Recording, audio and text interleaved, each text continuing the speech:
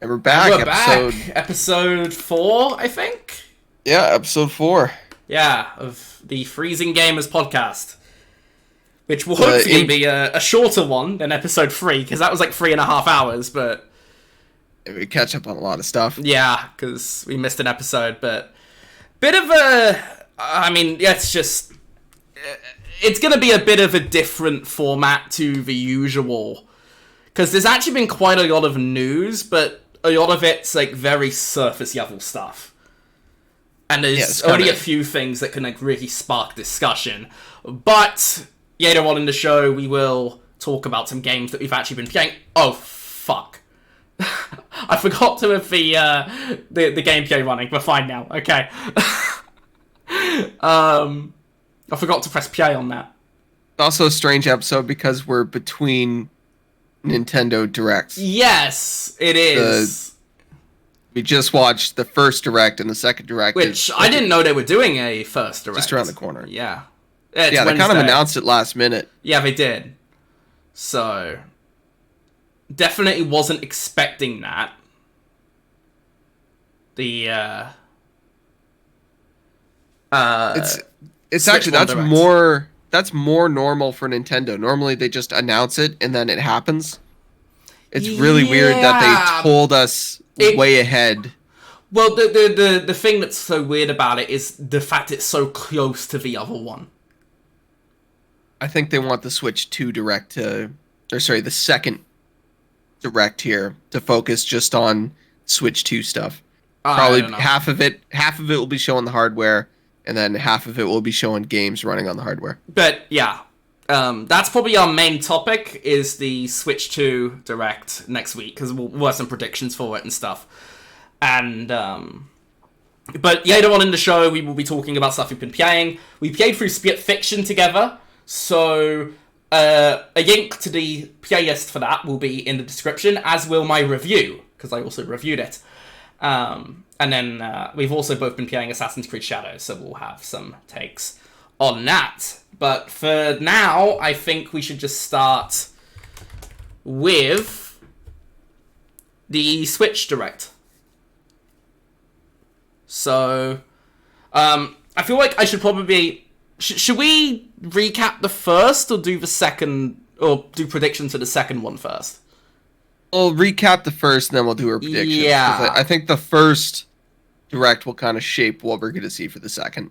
Yeah, probably. So we can start from the top of the list with Dragon Quest 1 and 2 Remake. Yeah, I mean, I feel like there's a couple of disclaimers I should make here. I mean, first off, I did not expect that they were going to be doing a Direct this week.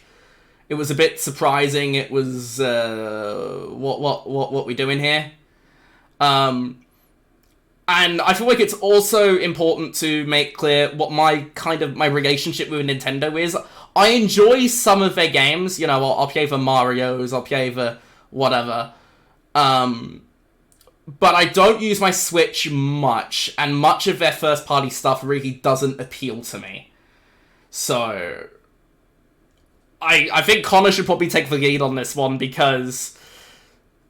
I can talk about all the games that I enjoyed seeing. Yeah, and because I'm going to be upfront, I thought it was an absolute waste of time. There were a couple of games that kind of interested me, but, I mean, we'll get into those, but, yeah, let's hop into it. Connor, you want to start us off? And we started off with Dragon Quest 1 and 2. Yeah. I really, really wanted Square to remake the older Dragon Quest and Final Fantasy games using the same kind of style as Octopath Traveler. Mm-hmm. And that's kind of what this is. It's like that 2.5D kind of style. So I'm really excited to play through these games again, because I really do like Dragon Quest. Dragon Quest like sucks up my life when a new one comes out, and I'm really excited for the next one. Okay. But I think the problem there is that like Dragon Quest 1 and 2 Remake, like, it's coming to everything. Like, that's not really a Nintendo only kind of thing. So it's kind of strange that they opened with it. I get it. It's huge in Japan. Yeah, I think it's more towards the Switch audience. There were quite a few multi-plats at the show.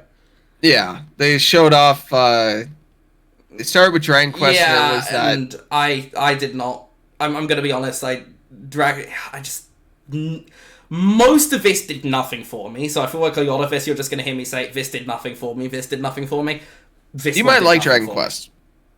You actually might like Dragon Quest. Not the remakes, but like the newer ones, like Dragon Quest 11. Probably not. That's one you might be able to get into. Anyway, moving on. Yeah, they showed off the Somium files. That honestly, God, did nothing for me. Yeah, Uh, don't care. but then they showed off the Raido remaster, which is from the Devil Summoner series. I had never heard of this before. Uh, so basically, you know Persona. Yeah. Persona is a spin-off of the Shin Megami Tensei games, and this is the third one in the series. Came out back in like I think 2005. So is this also a spin-off of Shin Megami Tensei?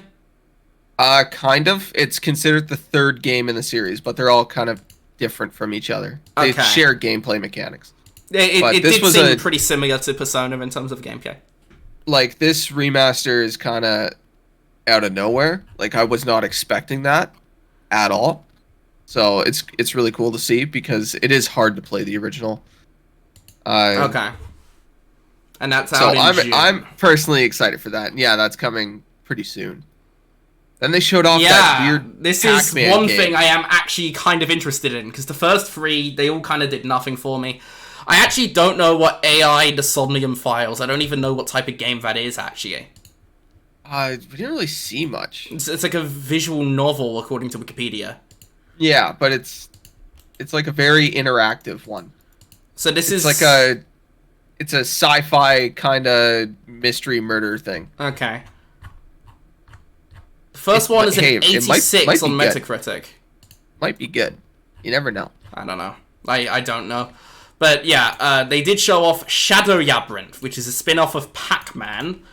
This is the second time it's been shown, right? And yeah, it also got a release date this time of July the 18th. So Yeah, when they first showed this off, I thought it looked really cool. But the tone seemed a lot darker in the first trailer than it is now. yeah, I was thinking, is this a different game? But no, it's the same game. It still looks has like a really cool art style. though. Yeah, it's also out in July, and there's like nothing else set for that right now. So maybe. Well, I think maybe you also okay. really like the new Prince of Persia game. Yeah. And this kind of has a It has a lot of Prince of Persia vibes. So I think you'd like it. When is that again? That's July the 18th. Yeah, July 18th is coming up. I will be playing that. I will probably be playing that day one. How do you spell? Sorry, I had a complete brain fart there. I forgot how to spell Shadow Labyrinth, or specifically Labyrinth. Then we got Patapon after that. Yeah, and we're straight back to crazy. don't care. Straight back to don't care for me. So, Patapon was a PSP game. I think it. Oh did yeah, have isn't it a PS4 Sony release. IP? I'm pretty sure it was a Sony IP. Yeah, I remember I heard something like Sony sub-licensed it out. Yeah, Sony published it in 2007. But Patapon, I had that on the PSP. I really liked Patapon. Yeah, So that was another one when it got shown off. I was like, I think if you go back and check the VOD, I'm looking at it. I'm like, is this Patapon? What the? No way they're doing a Patapon game. So that's one for like the kids that had PSPs, you know, sitting on the school bus playing all Patapon. 3 of them. Yeah, all 4 of us that had a PSP that actually worked and weren't just playing Battlefront on it. So I again, we're a couple games in, and all these games, like, I've either played the originals or it's something I'm excited for. So it was a good direct for me, not so much for Upward. No, it was. Even the next one was Story of Seasons. Yeah, again, And don't care. And this one is very much a quintessential don't care Nintendo Direct because it's farming games again. And the meme is like, you know, Nintendo always has a bunch of farming games, but I love Harvest Moon. I've had so many good memories playing Harvest Moon. I really liked it. My brother really liked it. We used to play the ones all the time. And Story Seasons is just Harvest Moon. So I will probably end up playing that one too. Okay. But then the heavy hitter came, which is Metroid Prime 4. Yeah, I wasn't sure whether we were going to see this, actually, because I was thinking it's probably cross-gen. So I figured we'd see the...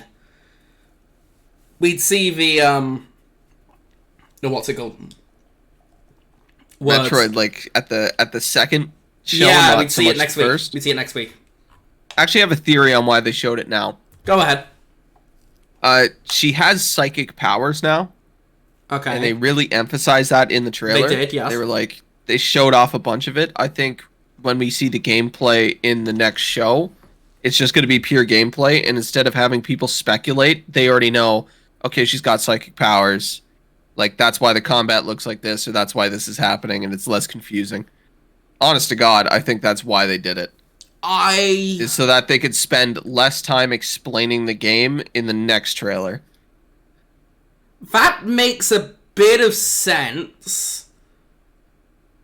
Although, again, I'm still confused by the decision. And I hope to God that was Switch 1 footage, because it looked not look fine. great. I did not. I thought it looked very outdated. I hope it looks better than that on the Switch 2, because it honestly didn't look much better than Metroid Prime 3 18 years ago.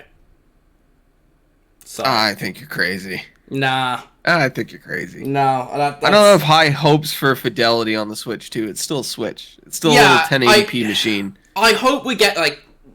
I mean, PS4 Pro is probably a little bit out of the question, but like, base PS4 level, I think, is a reasonable assumption. But I'm also a little crazy, because I got two TVs in my room. I have my 85-inch 4K TV, which is what I play all my games on. Mm-hmm. And then I have a 60-inch 1080p TV that just has a Switch plugged into it. And it's mounted on the wall, and when I play the Switch, I can bring it out so I can still sit on my couch and play my Switch. Okay. Because 4K stuff, like 4K TV with Switch, it doesn't look good. It does not look good, because I haven't really plugged does into not 4K look good. TV. Yeah. So again, I hope that looks better on the Switch too. I think we saw this because they don't want to explain it. Nintendo's had that problem before, especially with I don't want to say they're smaller games, but like they're lesser played titles. Mm-hmm. So like Metroid is one of those. Yeah. And it was really hard for them to Mario. explain like Dread. Like when Dread was first shown off, they couldn't really get into anything. They just had to show it, and I think that kind of backfired on it. Fire Emblem suffers from that too. Xenoblade suffers from that. Dread sold well. It was like the best-selling game in the series. It was the best-selling game, but at the same time, I think if people knew a little bit more about it before they showed off kind of the more hardcore gameplay of it, they might have been a little more eased into it, you know? Like, you didn't play it, and I think back at the time you said it looks way too hard.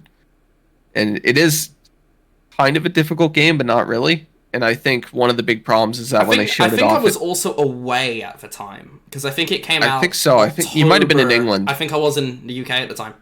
Yeah. Because I think it also came out the same week as Far Cry, and I never got around to Far Cry 6 because of that. Metro Zero is my game of the year, and I played through Far Cry 6, and that game was not good. I've heard mixed things on... Problem with Far Cry 6 Far Cry. Is that you can do one side mission that gives you a gun that allows you to shoot through walls and see enemies through walls, and then the game's over. And you can do that quest really fast. Okay. Anyway, sorry. Yeah, continuing on. Yeah, we had no, Disney Villains First Cafe. Hang on. Yeah, What, so you got more to say? Yeah, on Metroid, yeah. So I do want to say that my judgment on this is still out. Obviously, graphics do not necessarily make the game, right? It could be a good game with bad graphics, absolutely. And it could also just look significantly better when we see the Switch 2. It could be like a big leap. But I do think my hype for the game is lower than it was because of the fidelity. What we saw. Yeah, it made me a little bit more wary for it. Because also, it's had a very long development cycle, right? It's been a bit of a nightmare getting it out. Because, I mean, I think they announced that in, like, 2017 or something? Prime 4? It's probably been worked while. on longer than that. No, I think they Like, rebooted it in, like, 2019, but that's still, like, 6 years. So Metroid Prime has always been a tough series, even going back to the first one. Yeah, so... Because it's really hard to take the Metroid gameplay and turn it 3D and still have it feel like Metroid. Yeah, so I'm not saying it'll be bad. The jury's still out, for sure. And I hope we see it next week. I hope it runs better. And you just died in this Sphere Fiction footage, by the way, in a very funny way. But, Nothing beats the Volvo comment. Oh, yeah, well not. This is the intro still. But, yeah, I was actually watching back that Volvo clip this morning. That was, That was a great clip. That was a great one, yeah. That was a fun game. It was, but sorry. Yeah, sorry. Metroid. That was my fault. Yeah, Metroid... Jury's out. Wasn't impressed by what we saw, but not writing it off either. I also think a problem Metroid faces, which they got right in Metroid Prime 1 and 3, but I don't think 2 successfully did it. Just skipping the art style the cutscene real quick. The art style of Metroid is difficult to transition into 3D environments. It works so well. Like, if you go back and look at Super Metroid gameplay, like, that game still looks phenomenal. And it came out back in the 90s. But it was 2D, yeah, and they did 2D really, games really are cool easier stuff. to make look good. And they did really cool stuff back then with the art style. So transferring that kind of dreary, but still bright, and at the same time dark kind of look, like, it's so hard to do. So yeah. I hope they're able to pull it off. But that was the second of the 3 games that interested me, but my view on it is a bit more critical than it was before. You didn't like Disney Villain's Curse Cafe? No, although I do got a shout out that it's a local game made by a studio in Toronto and Peterborough, apparently. I have a friend who actually works on this game. In Toronto or Peterborough? In Toronto. Okay, because apparently they're based in both. She's very excited. And when it was a shadow drop. Like, it came out. Yeah, they shadow dropped it. So it looks when it came weird. up, I was looking at it and I was like, "Is this the game?" And I'm like, "Oh, this is the game. This is it." So this is the game. I'm happy for them. I'm happy for the studio. Keep employing my friend. She's really cool. And then after that, we had Witchbrook. I honestly can't remember what the fuck this is. It's a Hogwarts Legacy we have at home. But it is by Chucklefish. We have at home. Oh yeah, it was like some sort of like cozy game, wasn't it? Which is not Hogwarts Legacy at all. It's like a witch game that's kind of cozy. Yeah, this looks nothing like fucking Hogwarts Legacy. No, you're just happen to be a witch. It's a cozy life sim, farming sim. Yeah, okay, don't care. I do, because it's Chucklefish. And Chucklefish, that's Starbound, Wargroove, of course, the new one that they just showed off. They put out some good games, and a lot of really, really good kind of pixel art 2D games. Apparently that Raidu game is real-time combat. The what one? The Raidu game. Yeah. I figured it would be turn-based, because... No, they try to switch it up with some of the games. Yeah. Even like if you go back to older Personas compared to newer ones, the gameplay's a lot slower. So you can move to real time really quick. Okay, interesting. But, so after that we had The Eternal Life of Goldman. Which is another thing I have no idea what this is. There's quite a few games in this Direct that I've just completely forgotten about. Just completely erased out of your mind. Yeah. This one is about an old man pretending to be... The Last of Us, Part 3. Yeah. It's about an old man pretending to be Samus. It's a 2D Metroidvania game. I think it's a 2D Metroidvania. It might be linear. But it looked neat. The art style looked really cool. Yeah, I'm looking at it right now. It doesn't look that bad, but it just also kind of... I've completely forgotten about this. Like, it's very, very strange looking game. It looks fine, I think. I forgot about it. But what other game are you gonna play as an old man with a cane? You know, like Metal Gear Solid 4. That's the last time we played as an old dude. Yeah, I mean, we played as an old woman in Returnal. Well, people who played Returnal did, anyway. Oh yeah, I guess I completely forgot about that. Um, But yeah, not many old people representation in games.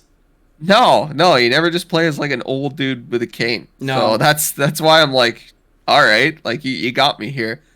And that's being published by Holiday THQ, isn't it? 2025. Yeah, THQ Nordic. Yeah. So it's also coming to PC, Xbox, and PlayStation, which I think a lot of the games that they showed off are. Yeah, and I mean, obviously, if it's on Xbox or PlayStation, I will not be playing it on the Switch. Or the Switch And 2. then, in my opinion, they went on kind of a hot streak here because they showed off Gradius Origins, which is a collection of all the Gradius games. I can't see this on the list. The next one I see is Rift of the Necrodancer. This was showed off before Rift of the Necrodancer. Okay, can you show me your yes? I will send it over to you. Thank you. Sorry, carry on. Did you ever play Gradius back in the day? Nope. You didn't? Not like your arcade or anything? No. Gradius is like the original space shooter game from back in the day. Okay. This game's kind of cool. First off, it's coming to everything, Xbox, PlayStation, and Switch. Was that the one that your dad said that he wanted to play? Yes. So I actually got a message from my dad like we need to play this game. And I'm like, yes, we do, because he loves Gradius for some reason. Another cool thing they're doing is that there's 3 different box arts. That's cool. And you get to choose your box art. I don't know if the other ones come in the sleeve, but I think it's kind of neat. I like when games do interesting things with their box arts. Yeah. But Gradius Origins, I think it's going to be a lot of fun. Anybody who likes kind of side-scrolling shooters would love Gradius. And then they showed off Rift of the Necrodancer. DLC, I think it was, right? Yes, it was DLC. But have you ever played Rift of the Necrodancer? Nope.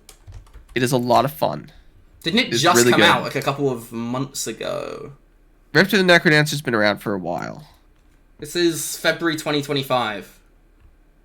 April. The Switch version was released yesterday, so it was the Switch port that was out yesterday. Oh, they've had a couple Rift of the Necrodancers. Oh, okay. But they did. Oh yeah, Crypt of the Necrodancers, their previous title. Yeah, and that one had a Zelda collaboration. Okay. So Nintendo has been doing stuff with that game series for whatever reason for a long time, and it is very, very fun. So I will probably not play the new one because the big thing, or not the new one, but the DLC, because Celeste and Pizza Tower are 2 games I really don't care for. I didn't really like them. Celeste was the Game of the Year nominee when it came out. It was. I have a lot of friends who really like it. I couldn't get into it. So those are... I'll just probably skip over this one. I do like Rift of the Necrodancer though. Yeah, and then they showed off none of this stuff since Metroid has done anything for me. They showed off the biggest game at the show, which was oh wait, no. Is it Tamagotchi Plaza? Tamagotchi Plaza, yeah. No, I'm getting that confused with have to do with Tomodachi? Tamagotchi and Tamagotchi are different. Sorry. Tamagotchi is the thing that you used to keep in your backpack when you were young, and it had a little thing and you had to feed it and your teacher got mad at you. That's what a Tamagotchi is. Did you not grow up with Tamagotchis? I've got no idea what the fuck this is. You did not have a Tamagotchi? I've got no idea what this is. Tamagotchis, if you look them up, were like these little egg-looking things with a screen. And it had a little pixel art creature, and you had to like feed it and play with it, and you could do stuff with it, and you could, transfer it over to your friends and stuff. It's really, really cool. And back in the late 90s and early 2000s, it was huge. Like, huge. Because you would grow this Tamagotchi, and then you could show it off to your friends. And this is on your DS or whatever? No, it's like an actual physical, not even a game. It is like a toy you can buy. Okay. So I think there's a bit of a generational gap going on here because I've got no idea what the fuck if you know Digimon, it's a lot similar to the Digivices that they used to put out at the time. It was a big thing in the early 2000s. Okay. So Tamagotchi Life, or Tamagotchi Plaza, sorry, I'm getting confused with Tomodachi Life. Yes. It's a very interesting game because I don't know how to feel about it. I haven't thought about Tamagotchi since I was in like grade 4. Again, it does nothing for me, so... Yeah, this one does Which is less kind of for a story me, of but most of the Direct. it is very interesting to me that Tamagotchi is still a thing because I remember that when I was young. Then they showed off Pokemon Legends Z. ZA, isn't it? Yeah. ZA. I really, really liked Legends Arceus. I thought Legends Arceus was really good. I think it's a good evolution of the Pokemon kind of style because it's a little more real time. You actually have to position yourself, and I think it's really cool. Again, so I think not my thing. Don't care. Bringing back Mega Evolutions and bringing back certain Pokemon is going to be pretty awesome. I hope it's similar to the last Legends Arceus, where it switches up the pro competitive play for Pokemon, which if you haven't seen before, is really, really cool. I'm a big fan of Wolf Glick. He's my GOAT. And I like Pokemon, so this was very exciting. Fair enough. Again, this did nothing for me. Again. And then one of the weirdest trailers I think I've ever seen. It was Rhythm Heaven, baby. That was one of the most bizarre fever dream motherfuckers I've ever seen. Rhythm Heaven. Yeah. Is so cool. Again, Rhythm Heaven came out doesn't do anything for me. On the DS back in like 2009 or 2008, I think. I don't know. It sold really well. I had it. It was very popular. And they haven't really made a lot of them. There's only been like 5. So we had like one in 2008. We had one in 2011. We had one in 2015. Also, these are on the DS. And then now we have Rhythm Heaven Groove, which is coming out next year. So, very interesting game to show off. I know why it was shown in this show and not the next show, because that is a game for people who played Rhythm Heaven. That's not a general audience kind of game. I will say it's a lot of fun. Yeah, and if you ever get the chance to play it, by all means, play Rhythm Heaven. It did nothing for me, like I said. But after this was one of the most bizarre but also most typical Nintendo things I've ever seen. They spent like 3 minutes explaining the concept of game sharing. I think it is the best version of game sharing. I don't think so. In many ways, it's just actually an extra layer of DRM. Because you can boil this down to you and 8 friends, or you and 7 friends, sorry, because you can have up to 8 people. Yeah. Or even if you have a family, which I know my buddy, Jordan, he's got 3 kids, each one of them has a Switch, and now he doesn't have to buy 3 of every Switch game. He only has to buy 1 or 2 online, and then they can just swap between them. So he's excited about this. But more specifically for like a group of friends, like my group of friends, if I buy a game and I'm done with it, I can just send it to a friend now, super easy, 1 click, because they're already on my family plan. And I think that is the best version of game sharing. It maybe, but it is also an extra layer of DRM, which, I mean, people seem to be pretty unhappy about this whole thing.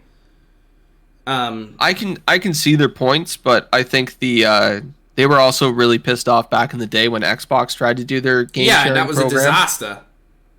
But I think that was a horrible idea. I think this one is much, much better. Because basically what it is you send the game and they have it for 14 days, no matter what. So you don't have to always be online. Yeah, but you basically receive it to load it. Well, you need to be online to it said you need to be online to load or eject. Yeah. So basically that means boot up. But when the game's loaded in, you don't need to you don't need to be online. Yes, but it needs to be loaded before you do. I don't know. To me, this seems like another layer of DRM. You need to be online to download a game that you buy. Yeah, but we're talking after downloads. We're talking like loading the cart. So in this case, I send you the cart, you download the game, and then that's it. You can go offline if you want. You don't need to stay online. Okay, I don't know. But it still feels like a DRM thing. It's also weird because it is basically just a game sharing. it's the best version of game sharing. Maybe, but it's also very similar to the other versions of game sharing. So it was also a very complex. The way they it was very confusing. It was one of the worst ways to reveal something like this. It was a bizarre moment in the show. But now, for instance, when I throw a party, I got one friend who always brings Mario Party. None of us have Mario Party, just this one friend. Now, because he lives on the north side of Toronto, so it takes him a while to get there. So he can just send me that virtual game cart, and then I can get Mario Party started before he's even there.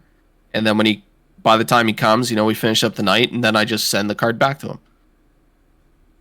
Yeah, look, it's kind of cool, but it's also... I feel like it would be cooler if you could do it with anyone. But you have to do it with somebody in your family group.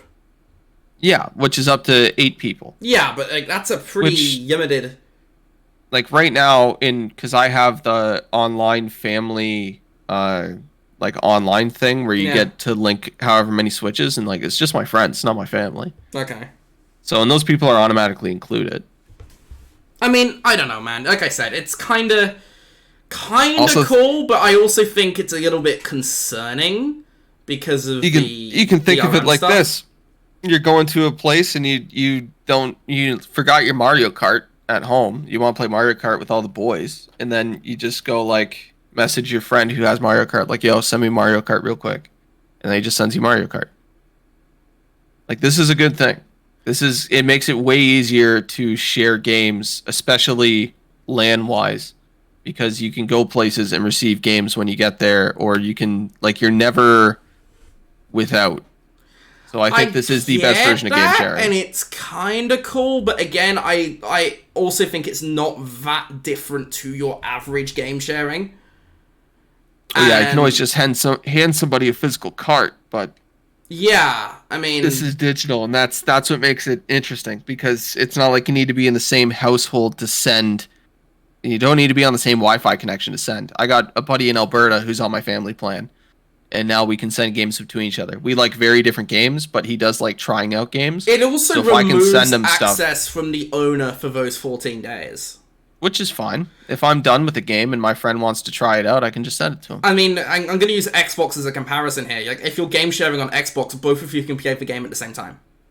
Yeah, but Nintendo would never roll like that. No, so in a way, I think it's actually worse than some game share programs. But I think this is the best version of it. I don't know. It'll be the most convenient and the easiest. I don't know, to be honest, but I assume we're going to see a Mario Kart in a couple days. Absolutely, because they did show that off in January. Yeah, that has way more players than any other Mario 24. Kart. It'll probably have 24. 24 racers. So if you're playing Mario Kart, and let's say you're landing it, you have 24 people, and you have to send Mario Kart to different Switches to quickly get everything going. That's the possibilities with this, especially socially, are... do you remember the original Switch 1 trailer where the guy's weird and he goes to the party with a Switch? Oh, yeah. Now it's less weird. Funny reveal. Yeah, now it's less weird because he's showing up and he's got everything because his buddy just sent him Mario Kart, his buddy just sent him WarioWare, but he sent him all that. So, let's play a game. I mean, I get it, but again, it also just feels kind of... God forbid they ever do a new Rock Band or Guitar Hero. People will be sending that between Switches like crazy. So, I mean, I'm excited for this. I think it's going to be good. Yeah, I mean, I kind of get what you're saying, but I also think it's a bit of a nothing announcement as well. It doesn't feel like a big deal, and I also think the way they announced it was very odd. If you think I'm not going to throw you on my family plan and send you random games that you'll probably never play just to bug you. Yeah, fuck off. Like you're just going to wake up and you can turn just on do your that Switch. by Steam gifting anyway, so... Yeah, I think I have Steam gifted you a couple games. You have, and I think most of them are fucking dog shit. But if you just wake up and there's 3 RPGs and I'm like, please, for the love of God, play them. Yeah, I mean... I can now just send you Dragon Quest. That's... Yeah, no. Or if I'm playing a game on the Switch and I finish it and I go, yo, this game is awesome. I can just send it to you. I think it's cool in theory, but in reality, it's not much different from your average game sharing. And in a way, it's an extra layer of DRM. Hypothetical, if Rollerdrome was on Switch and you sent that to me, I'd actually play the damn thing. Don't you have it? Yeah, I do, and it was terrible. But you know what I mean? You could have forced me to play it. This is a skill issue. This is an absolute skill issue. Nah, it's a fun game issue. I like games that are fun. How do you not think it's a fun game? It's not fun. It's just boring. This is a skill. This is you got your ass kicked and you don't want to. Okay. I'd rather play like Crusader Kings 3. Okay. That's my jam. That's my shit. Crazy. God. Gonna sit and play Crusader Kings for 9 hours straight. Yeah. I can't comprehend that. But anyway, after that, we just had the sizzle reel that they always do. Yeah, they showed High on Life, which was a game that existed. They showed off kind of got embroiled in controversy because the Rick and Morty creator got exposed for something. I can't remember now. But I think he won in court over that. I don't know, and I don't care to get into it. I'm just saying I can't remember what it is. I think because people are posting on Twitter yesterday about it. Okay. Then they showed off Star Overdrive. I've never seen this game before. Don't know what this is. I had no idea. They showed off The Wandering Village, though, which is a game that I actually am very interested in. Again, I don't remember any of this. But The Wandering Village is early access on Steam and has been for a while. Okay. It is in my library. I've never played it. I want to play it. This game came out years ago, and I have not purchased it. Not purchased it. I haven't played it yet. They showed off King of Meat. King of Meat could be my nickname after 7 o'clock, mine is 7-Eleven. But, yeah, it's like a hack and slash co-op. It kind of reminded me of Castle Crashers a little bit. It looks cool, you know. Maybe if I buy it and I like it, I send it over to you using the. And then I can be the King of Meat. Then you could be the King of Meat. Hell yeah! That game is also coming out to Steam, Xbox, PlayStation. Okay, I was just gonna copy and paste it and just find out what this is, but then it's like maybe I should not just Google King of Meat. Yeah, that you probably get a different different link there. King of Meat game. This is the Steam. Then they showed off. It looks pretty boring to me. There is a demo on Steam for this game. Oh no! Wait, I think we saw this at the Game Awards a while back. Yeah, I think this has been announced before. Use Your Goon. What is this? No, I was talking King of Meat is the thing that was announced before. I thought you were talking about Lose the Goon. No. I think we might have seen this. Yeah, King of Meat. It looks interesting. Like, it looks fun. Of course, like a little 4-player co-op. Anyway, carry on. I want to be the King of Meat. Hell yeah! Yeah. Lose Lagoon. It's like a island game. You got like a plane. You can build stuff. I don't know. There's a demo. You could totally play the demo if you want. It's coming to Steam as well. Okay. But it's not something I'm very interested in. And then they showed off Fantasy Life 1, which is a very weird title. Well, it's the Battlefield 1 spinoff, isn't it?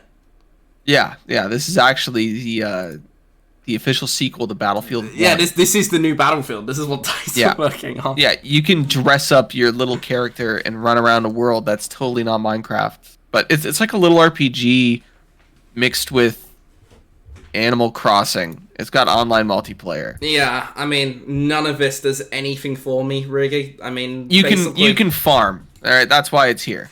All the way back as far as a Metroid, there's nothing here that's doing anything for me. But then we had a shadow drop of Saga Frontier 2 Remastered. I actually purchased this on Steam. Okay, and that's like Saga Frontier. An RPG. Yeah, it's a remaster of a very good RPG. Square game, yeah. Very excited to see this game. I'm excited to play it when I get the time. I like old school RPGs. This is one that I bounced off of back in the day because I was too young. Okay. My brother had it, but now I think I can actually play it and enjoy it for what it is. Then they showed off Monument Valley 1 and 2. And then they showed that the new one was coming. So they basically showed all three. Yeah. Monument Valley 3 came out on Netflix games a while back, if I recall. Yeah, December. And these are like really, really loved puzzle games. Yeah. So I might actually play these because I've never played these before, but they look fun. I really like Captain Toad, like Treasure Tracker. That was a fun game to me. So Captain Toad, yeah. Yeah, so this kind of reminds me of that. It's like the same kind of style. So it actually looks kind of interesting. Then they showed off Everybody Golfs. Which is another Everybody Sony Golfs IP. is awesome. I love Everybody Golfs. Everybody Golfs, I played a lot during Everybody's COVID. Golf, not Everybody Golfs. Yeah, sorry. Everybody's Golf. Hot Shots. Yeah. New one. But I played the last one during COVID a lot with my friends when we were stuck inside. So that one is very, very, very fun. First time it's not been on PlayStation. Well, it's on PlayStation. It's the first time it's been on something other than PlayStation. Yeah. That was, back in the day, that was the only reason to have PSN. So Sony are beginning to sub-license their IPs out to Bandai Namco, because both Vis and Patapon are Bandai Namco. Yeah. And they reviewed it at the Nintendo Direct, rather than at a Sony event, which is... Yeah, I think Sony, this is probably neither of those are Sony games, like, what modern PlayStation audiences are really there for. Well, Sony giving IP that isn't really utilized to... like Japanese studios is actually really cool. Yeah. I really like that. Probably the one other thing I cared about, other than Metroid and Shadow Labyrinth, was Marvel Cosmic Invasion, which is like basically a new version of those old beat 'em ups. Like there was the Ninja Turtles game a few years ago that was like a new version of those old games. Yeah, I'm about to make myself sound... another one of those. I'm going to sound extremely Canadian here. You know those beat 'em up Marvel games that they used to have at the hockey arena? They used to play between rounds. That's what this is, just a new one of those. And I'm very excited for it. I really, really like the old beat 'em ups. It does look good. Especially the arcade this was ones. One of only 3 games I cared about at all out of a Direct. Holiday 2025. Can this beat Grand Theft Auto? That's the real question. Is gonna get to game, but we're gonna get to the GTA stuff because there's actually quite a lot. Unironically, I'm not a big Grand Theft Auto fan. If these come out on the same day, I would play Marvel Cosmic Invasion first. I would not, but that's also because I review games and I feel like I have to review GTA 6. I have to talk about it. Yeah. But no. If GTA 6 does come out, they'll just end up DIing it probably, DIing Cosmic Invasion. But it looks cool. It's cool that kind of the old classic beat 'em up games are kind of getting a bit of a return. It looks fun. I'll probably play it, which is basically the most positive I've been about anything from Marvel in a long time. And then there was one final game announcement. The biggest game of the show. That did absolutely nothing for me, but everybody else seemed to go fucking crazy over. A new Tomodachi Life, which is not Tamagotchi. Tomodachi. It's completely different. Completely different. Do not know what this is. Tomodachi Life was this weird sim game where you can make Miis and make them do stuff. And they would like throw events, and you could there was a lot of comedy, and it was actually a lot of fun for what it was. You said it was like The Sims a bit, right? It's kind of like The Sims. There was controversy back in the day because you couldn't have gay marriage in it. It was 2013. It was a different time. Yeah, I guarantee you it would have gay marriage now, this new one. Yeah, it probably doesn't even have straight marriage. That's how much gay marriage there is. They gotta go overboard with it. Yeah, but this doesn't do anything for me. Again, it just Tomodachi Life was so much fun for no goddamn reason. Like, I do not know how to explain why the original was fun. It was so stupid. Everything about it was so stupid. Okay. But it was awesome. So, and we haven't had one. We only had the one back in 2013. So the fact that they showed it off, and like, this has been a meme for a while. Like, people would post on Twitter, like, if they announce a Tomodachi Life, we'll give everybody who replies $20. Yeah. And so the fact that it actually came true and they're making a new one, and we saw this before Silk Song, is so fucking funny to me, dude. That is so funny to me. Silk Song is not real. It doesn't exist. It's a fake game. It's just a scam. We're gonna get It's a GTA psyop. 6 before we get Silksong. We're gonna get GTA 7 before Silksong, dude. Oh, But I wouldn't go that far. Tomodachi Life, that is a day one buy for me.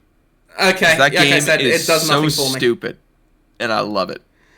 Look, I will say I'm happy for people because there seem to be a lot of people that went crazy over it. I think that's fair enough. But for me, it also just it does nothing. You could also, in the original game, design plays and give them like songs that you write, and they play it in a little me robot voice.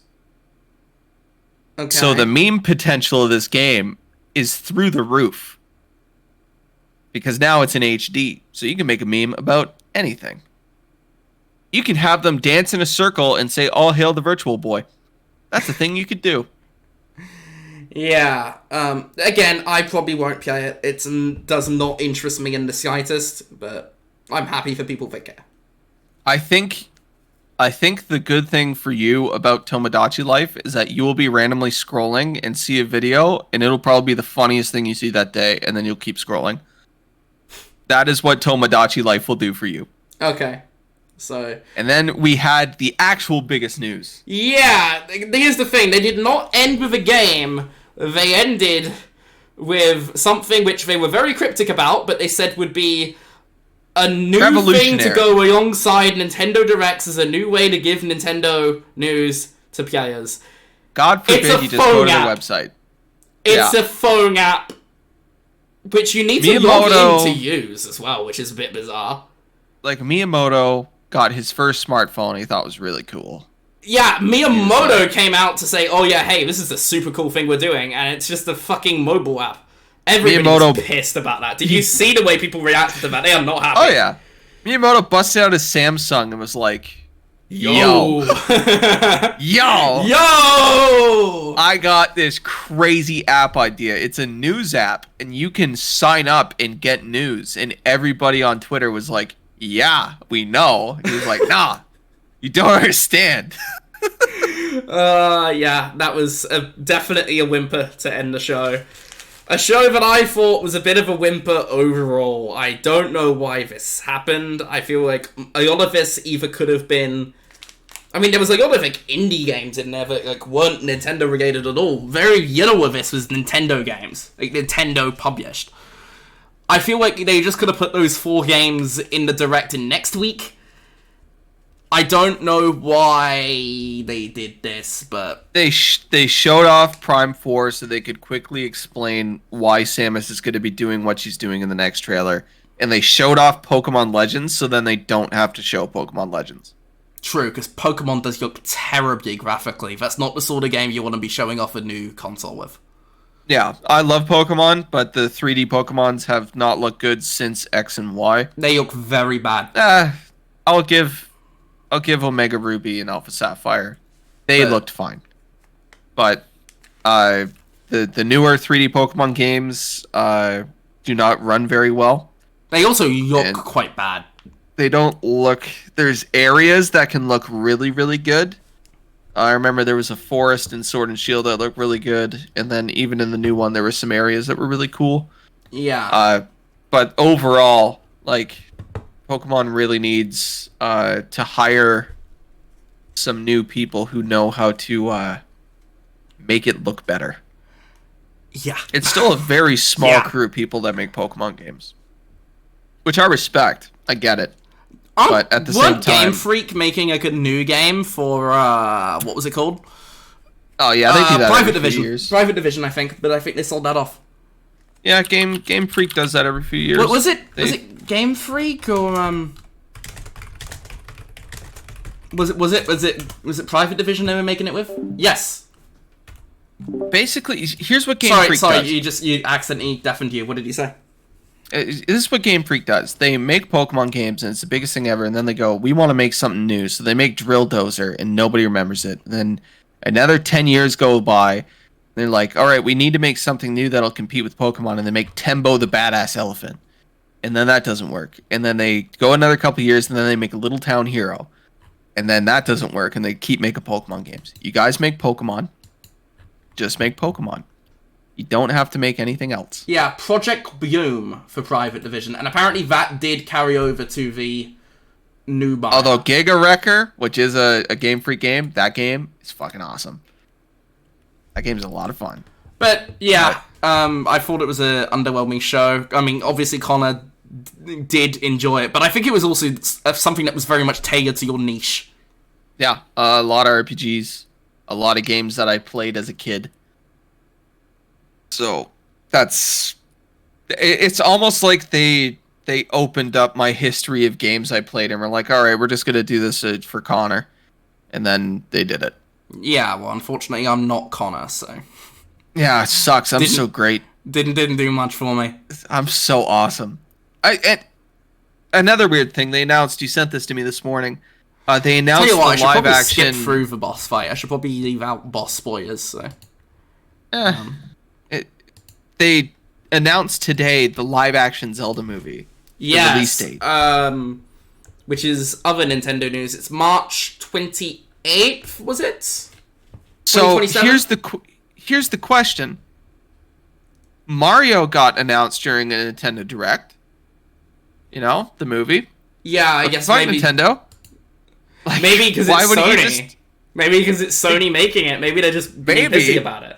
They could have just tossed that into the Direct as like a 30-second... March 26th. Sorry, it's March 26th. 2027. Yeah, they could have done like a quick thing with it, and it probably would have been like a hype moment. But no, they just like quietly announced today, like, here's the release date. I still don't know who's playing Link. Orlando Bloom is far too old. Don't think they casted him. I don't think he wants to play an elf anymore. I think he's had enough of that.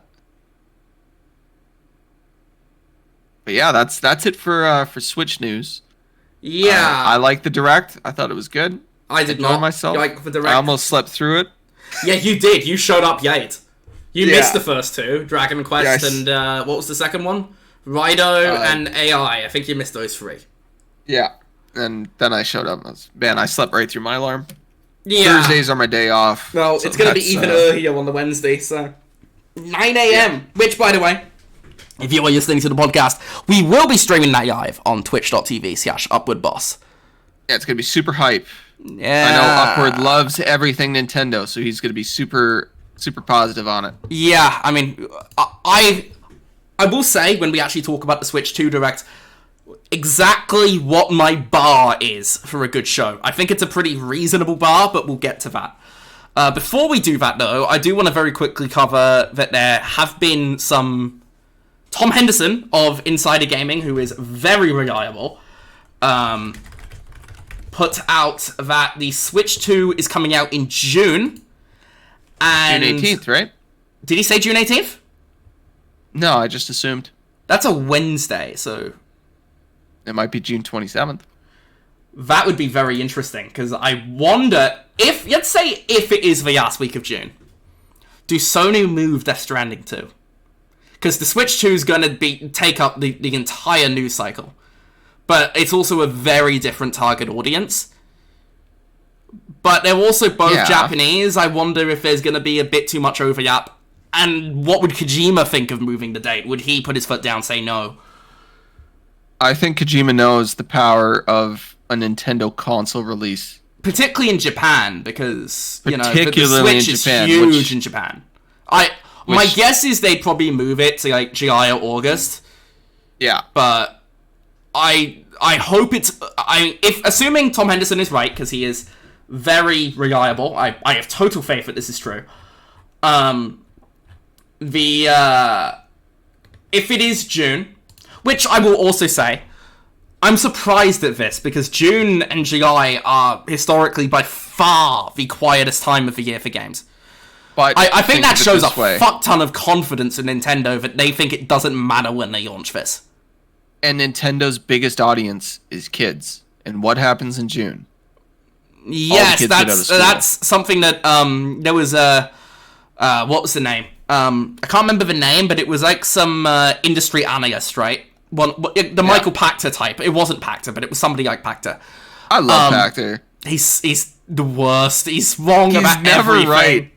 He's never right. But remember when he insisted that The Elder Scrolls 6 would come out in 2018? Yeah. Yes, it's hard. I don't know if you ever watched his series that he used to have on game trailers, but it was awesome. It was so much fun just to hear that guy talk. It's so clear he knows nothing about video games.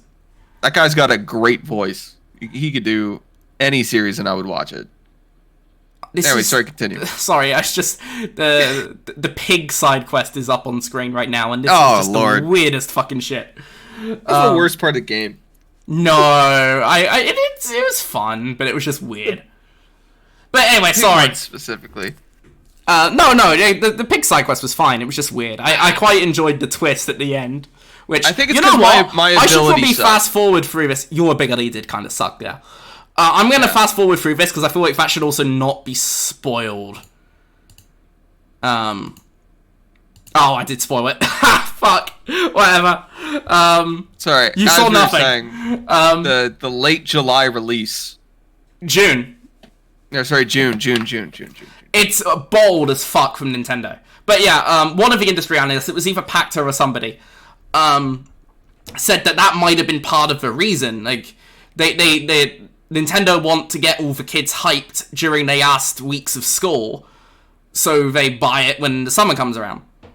Yeah. Which, it makes sense in theory, but also, again, in general, industry spending on video games is significantly lower during the summer than it is at any other point in the year. I think before the Switch, basically any console from anyone always came out in November. Every console would be November. But the Switch was March, and obviously the Switch was a record-breaking launch. But at the time, it was considered pretty risky to put out the Switch in March. It just wasn't ready for the November before, when they didn't want to wait till the November after, so March. Basically, if they combine, like, if you take the Switch 1 sales and push it from March to June, it would have sold 4.5 million units in, like, 2 months. Because there were big stock shortages at the time when Switch 1 came out. It was hard to get one. By September of 2017, because I got the stats here, by September of 2017, they had sold 7.5 million units. Okay, so how many did they sell by the end of 2017? By the end of 2017, it was 17. So they sold 10 mil over the Christmas period. Oh no, sorry. 14.8. Okay, that's more realistic. Yeah, it's not going to match those sales of the Switch 1 because it's got a different time period. It's not going to get up to that by the end of. So, but my point here being is that 2025 rather. The Switch 2 is not going to match that by the end of 2025. No chance. From March 31st to September 30th, they had sold 7.5 million units, and then in the holiday season, they only sold another 7 million units. So they're like, it doesn't matter. We can release this in the summer. We can hype up the kids, get a decent start, and then we can take the summer and then go harder later down the line. Yeah, like I said, it's a very confident move from Nintendo. It's very obvious they're confident that this is going to be big. The COVID bump is very noticeable. Oh yes, that's why I think there's basically no chance the Switch 2 will match the Switch 1 in total sales. Because, and yes, there's another pandemic, it's just not going to happen. Actually, no. It's not really. No. Because it went from like 50 million to 90 million in like a year. Let me have a look at the chart. It went from they sold 30 million Switches in a year. Yeah, and that was huge. They wouldn't have sold anything close to that much if not for that. Let me see the chart. This is shipped, not sold, but they were sold through most of this. Yeah, they're... By March 31st, they were on 55 million units. By a year after that, they were on 84 million units. So... And by the time the pandemic was over, which is like March 2022, 107 million units. So they sold 52 million Switches in 2 years. Which is almost as many as they sold within the 3 years before. By the end of that year, they're up another 20. And then by the end of the next year, they're up another 20. Yeah, but... Well, no. It was only like 15 mil from that. But... Yeah, it definitely slowed down at a pretty rapid pace. And now they're sitting at a total sales of what Sony calls just below the PlayStation 2, I swear. No. To be fair, they hadn't updated that number in about 10 years, so I don't doubt that they had sold 160 mil. I do. Every time they get close, Sony finds another batch. They've only done sell it to once. Brazilians. They only did it once. If they do it a second time, then it might be a bit sus. But yeah, I don't think it'll end up beating the PS2 because it's still about 10 million back, and it just had its last Christmas. So it's not going to beat the PS2 because there's still places in the world where the PS2 is the main console. Yeah, it was actively being manufactured until the PS4 came out. Yeah. Like, I make jokes about Brazil all the time. I got two buddies that live in Brazil. One of them moved there, one of them's lived there his whole life, and both of them are like, yeah, PlayStation 2 is like the only thing here. Yeah, Brazil is like, especially where it's like huge. Well, because to get Netflix down there, they need to DVD, they need to right? have a Netflix disc, and then they put it into the PlayStation 2. Yeah. But anyway, as I was saying, it's definitely confident for Nintendo that it's June. I said in a DM with you, actually, that I think it'll either be like March or April, or it'll be like September, October, November. And obviously, when it went said it. I think you did actually say it might be summer.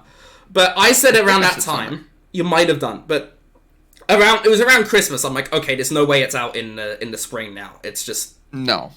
It'll be later in the spring.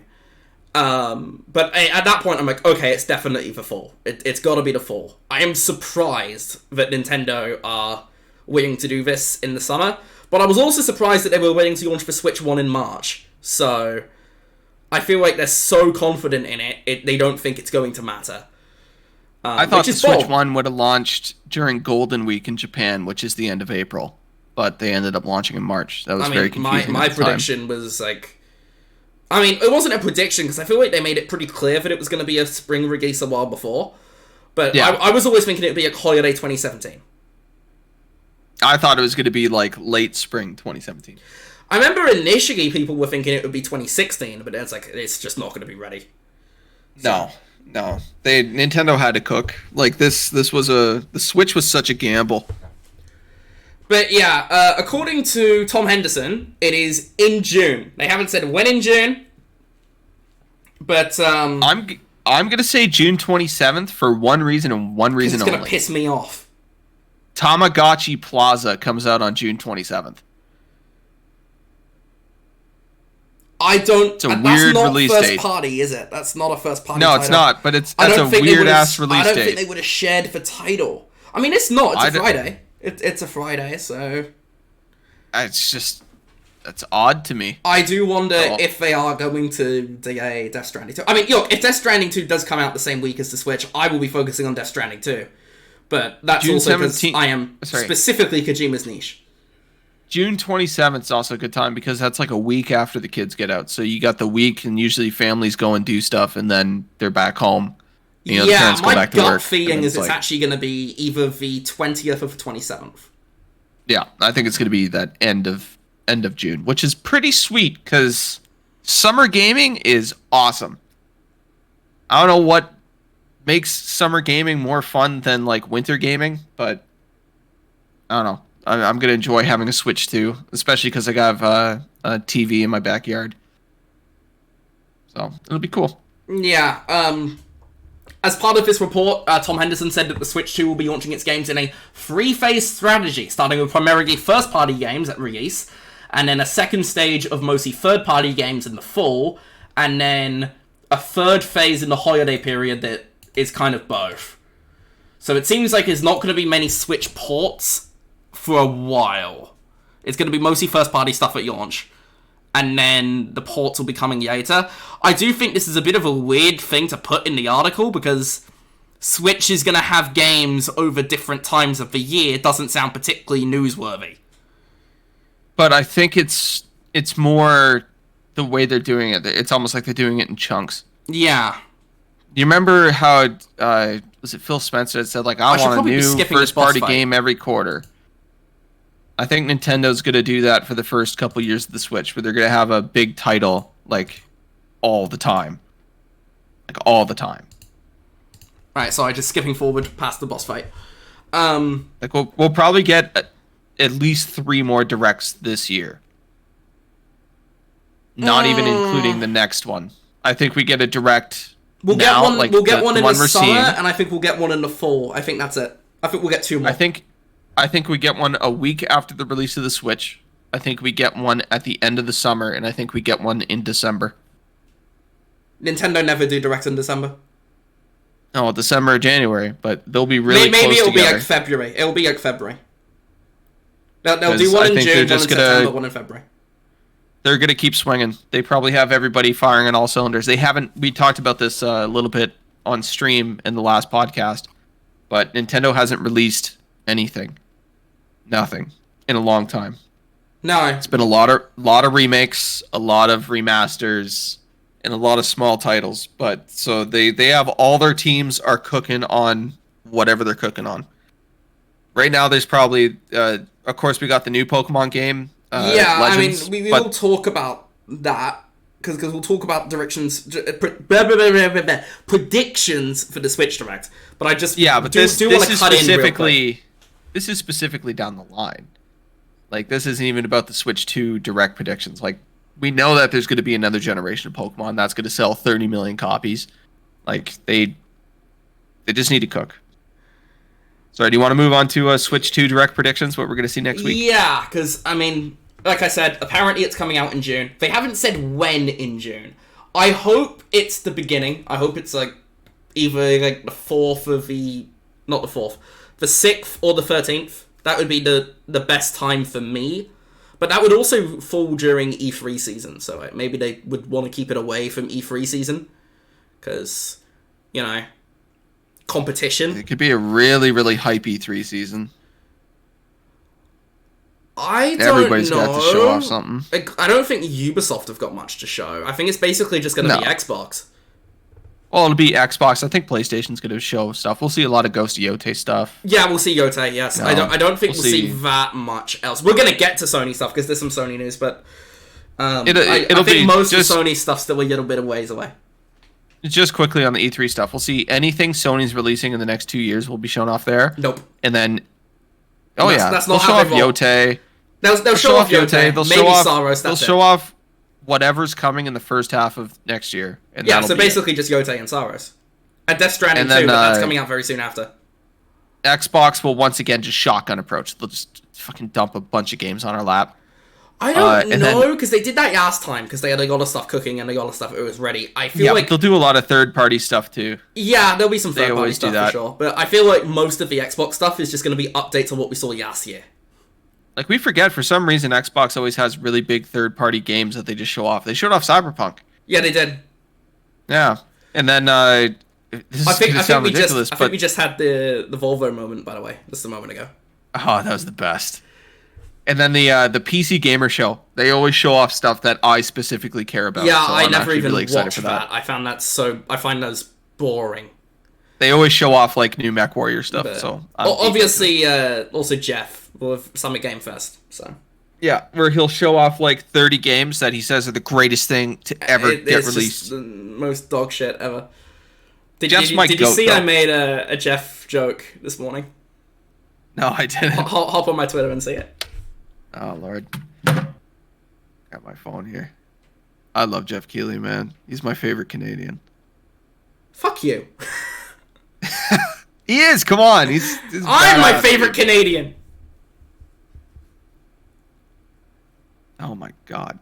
Friggin' Twitter keeps crashing on me. Also, you might want to turn sound off. Because might be copyrighted, I don't know. Oh, that's good. Jeff, when he realizes he can put and Sony next to this.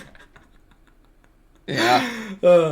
I do think that Jeff Keighley's a Sony fanboy. I think that's kind of overplayed a bit, but it's a funny joke. It is funny. A funny joke. It is. I don't think Jeff Keighley's a Sony fanboy. I think he's a Kojima fan. Oh yeah, Kojima. Yes, Kojima. I think that man is horny for Kojima. If Death Stranding was a Switch exclusive, Jeff Keighley would have a Nintendo tattoo on his chest. Like, he's ride or die for Kojima, man. He's they announced both DS2, and I'm also going to skip this cutscene because it's very story heavy. But they announced Death Stranding 2 and OD at Game Awards, so yeah, it's kind of a mutual relationship. It's a very funny one. Romantic. If you ever watch like a little gay, a bit. If you ever watch like a video on Jeff Keighley's whole career from start to finish, it's such a fascinating. Like he bullied his way into the games industry. Yeah, because his parents were executives at IMAX, right? Yeah, he was young, and he's like, I'm going to be a goddamn journalist. Yeah, and he went for it, and it worked. So honestly, kind of respect. I kind of respect it, but I couldn't resist for joke. Like it's funny to think that a 15-year-old just decided his life path and just went out and did it. And now he's got to be the biggest announcer in video gaming. He hosts the biggest show. Like, you know, everybody immediately goes after anything shown off right to his Twitter page to vote on his polls. Yeah. It's crazy. He might be the biggest name in gaming. Which is wild. The biggest name in gaming's probably one of the directors. Probably Kojima, frankly. No, like media. Gaming media, yes, absolutely. Gaming media, yes. Yeah. 100%. Because unfortunately, like, IGN lost all their kind of named people that I watched. Yeah. So like it's tough. I don't even remember the names. But yeah. Anyway, let's finally hop into let's keep this moving a bit predictions? and actually, do the direct predictions. So, what do you think we're seeing? Because like obviously Mario Kart is a given, right? Because they showed a snippet of it when they did the Switch 2 trailer in January. So I feel like that's a given. They start with Mario Kart. I could see that. They start with Mario Kart. They're going to show it off. It'll either be 24 players or it'll be 24. 12 players. You can either have 24 players at once or you could have 12 players, but it's double dash. That's what I think. That's my guess. I think they showed off that it was 24, if I recall. They did, but what I'm saying is that there's two modes. Like, there's a mode where you could have 24 people. It's both. Okay, yeah. Yeah, or you could have 12 people, but you could swap. Like in Double Dash. That's cool. I think we see an extended Metroid Prime 4 gameplay.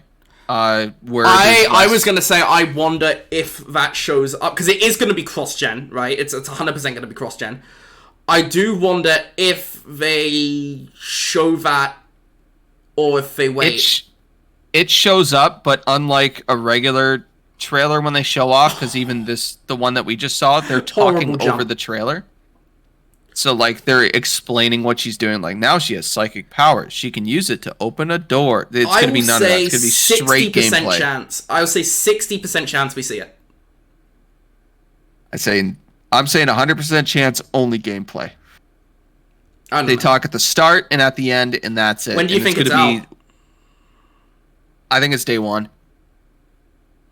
I think it's day one, and that trailer ends with her fighting Ridley for some reason. Even though Ridley's dead. Yeah, you know what? I will agree. I will say I think it'll be a launch title. And I also think Mario Kart will either be a launch title or it'll be like August. It'll be soon. Because year one, Nintendo spread their games around for the first year. They basically had Zelda. And Mario Kart was a couple of months later. Let's swap that, actually. I think Metroid comes out in summer sometime, and I think Mario Kart would be the release. You want a big multiplayer game for the release. I mean, they basically just did Breath of the Wild when the Switch came out. Because Mario Kart was a couple of months later. Yeah, but they had like 1-2 Switch and stuff like that. You can play that 1-2 Switch doesn't fucking count. Nobody bought 1-2 Switch. I'm pretty sure 1-2 Switch sold. It sold less than 4 million units. Look it up. Really? Yep. What was the other like party game that they had? That was it. Those were the only two games in Nintendo. Yeah, it only sold 4 million copies. Well, to be fair, they only had 4 million Switches out at the time. Yeah, but it was also $60, and it did not look like a game that was worth $60. That should have been like a pack-in game, like Astro's Playroom or something. It really should have been a pack-in game. You are correct. But anyway, I digress. I think 100% chance we see Mario Kart. I will make a prediction that is a couple of months later. I think that'll be August. And I think there was this If Metroid Prime is a launch title, we 100% see it next week. If it is not a launch title, if it's like holiday, then I don't think we do. Maybe. Beyond that, I mean, the big one for me that I want to see is the next 3D Mario. That's what I want to see. And you know what? I think this is a good point to say it. My bar for a good show, given that this is like the big console reveal event, I have relatively high expectations, but I also think these are reasonable expectations. I want to see Metroid, although if we don't see Metroid, that's fine, because we know it's coming. Mario Kart, the next mainline Mario, and 2 other games. They can either be new IP, or they can be something else. It doesn't matter. 2 other games that are Switch exclusive, because if they're not on Switch, I won't be playing it on Switch. But, you know, the Switch 2, not on PlayStation or Xbox, whatever. 2 other games that interest me. That's my bar. Mario Kart, 3D Mario, and 2 other games that interest me. That is my bar for a good show. Sorry, just quickly going back to my point before about needing a multiplayer game close to release. Mario Kart 8 Deluxe did come out a month after the Switch came out. Yeah. And then they had Splatoon 2 and ARMS that released early summer. Which is why I think it'll be later, the Mario Kart. Yeah, maybe Mario Kart's a month after, maybe it's released. It's one of the two. It really depends. I don't think we see both Mario Kart and Metroid. I think we only see one of them in the summer. I think we see both. I think Nintendo has to come out swinging here. Maybe? I don't know. I don't feel like they need to do both on day one. I think they need to... I don't think Metroid will be day one. I think now, at least, I think Mario Kart day one, Metroid a month later. I think they do show off a lot of games. Actually, I don't think... I'm going to say Metroid... Yeah, Metroid day one, Mario Kart a bit later. I think we do see Odyssey 2, like a 3D Mario game. I don't think it'll be Odyssey 2. I think it'll be something different. I think it's crazy if they don't do it. It's been 8 years. We had a Galaxy 2. It's been... Yeah, that was less than 3 years later, though. It's like 2.5 years. If it was Odyssey 2, this would have been out years ago. Maybe. But Odyssey was also probably the best 3D Mario game. Like, in my opinion, at least. I love Sunshine. Sunshine is my probably second behind Astrobot. Yeah, Astrobot was a great Mario game, to be honest. Yeah, it was. It was basically just Mario. That was our Mario Odyssey 2. But, like, in terms of gameplay and reception, I think Odyssey was the pinnacle of Mario there. So I I'd be interested to I see think it where had they the go. same score as Galaxy 1 and 2. I think all 3 of those were at a 97. Yeah, but, like, if I put Galaxy in the hands of my young cousin, I think he would have a worse time than if I put Odyssey in. I have nostalgia for Galaxy, so I think this is a hard one to choose. And that's why when I say Sunshine is my favorite, Sunshine's not an easy game. Like, at all. Yeah, I mean, Sunshine's probably like the most divisive of all of them. But that was my 3D Mario game growing up, the same way Mario the same way Galaxy is my for brothers. Me. And Galaxy is for me. But, yeah, I do want to see a new 3D Mario. I never actually got around to Odyssey, actually, so it's been a while since I've... Never played Odyssey, bro? No. I bought it at some point, but I never got around to it, so... Odyssey's so much fun. I am in the mood for like a Mario fix. I mean, I did get Wonder a few months ago, so... Isn't it weird that you get that? I loved Wonder, but isn't it weird you get that kind of feeling where, like, man, I just kind of want to play like a Mario game right now? Yeah. Just something like, a bit more chill. Yeah, and all my friends have that. They just have these random times where it's like, yeah, I'm going to put down Call of Duty. I just kind of want to play like Mario. Yeah. Like, I'll just walk in, he'll be playing like Super Mario World. I'm like, all right, man. But that's funny. I think we see a new Fire Emblem. For sure. Going back to Mario, do you think surely we see the new Mario, the next mainline 3D Mario? Mm-hmm. I think that's what they end with. It's their biggest IP. I think that closes the show. That either opens or closes the show. It's one of the two. It'll either be at the very beginning or at the very end. There is no way that's just randomly in the middle. I think it closes, yes. But I guarantee it is either the opener or the closer. If it does show up in the middle, though, then I don't know what the hell they're showing at the end. Like, it's got to be something crazy. Yeah, no, it's gonna either open or close, 100%. If it shows at all, who knows? Maybe it doesn't show at all. If it shows at all, yeah. If it shows at all. If it doesn't show, I will say, no matter what else is shown, if we do not see the next 3D Mario, it is an absolute disappointment for me. That is the one thing we must see this for it to be a good show. I would say this is like an out of pocket, like random thing. I think we get a remake of a Zelda game. Could do, because we got Echoes of Wisdom. Do you mean a 3D remake or like a 2D? I think it's a 3D. I think we see Ocarina of Time remade. It kind of needs one, so. Well, it was on the 3DS. They did a remake, but I think it needs a console remake. I think that's a bit of a bold one. I don't think we see anything Zelda, honestly. I don't think we see anything Zelda. I think it's too soon. I think they have to. If the movie's coming out, they need to put it back in people's minds. The movie's 2 years away. So hear me out. They Maybe start that's with like a remake Holiday now. 2026. They start with a remake of Ocarina of Time releasing sometime this year, and then whatever the new Zelda game is comes out before the movie. Not a fucking chance. The Tears of the Kingdom is less than 2 years old. Not a chance that is out. That's my gamble. That's my. You know what? That's my gamble.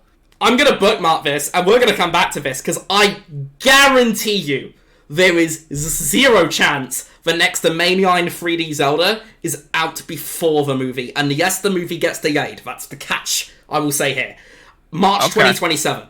There is zero chance. I'll take those odds. How about we bet a full price Steam game? A full price Steam game, because Steam's easy to get. One full price Steam game.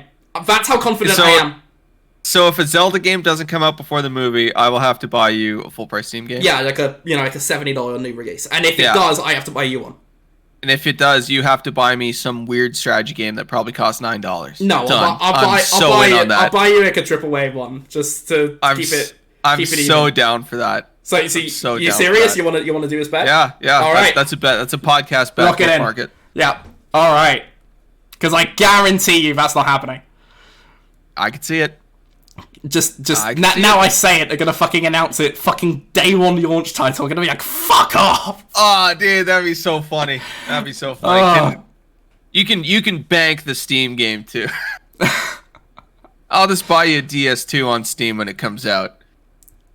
No, it would be me that would have to buy you if it comes out before. Yeah, I'm saying if it doesn't come out, that'd be funny. You'd be like, yeah, there's nothing right now. Just wait for Death Stranding 2. Well, Death Stranding 2 is not on PC till later, so. Probably a year or two, right? It was 8 months of the first one. My guess is it'll be a little bit sooner, probably Christmas time. Let's see, what else will we see on a Nintendo Direct here? Here's the thing, I was saying before with my expectations, it's like, I want to see 2 other things beyond the things I've mentioned. That's my bar, because if it's just like 3D Mario and Mario Kart, I think I'll be a bit disappointed. But I don't really know what else they could show. I think we see a Fire Emblem.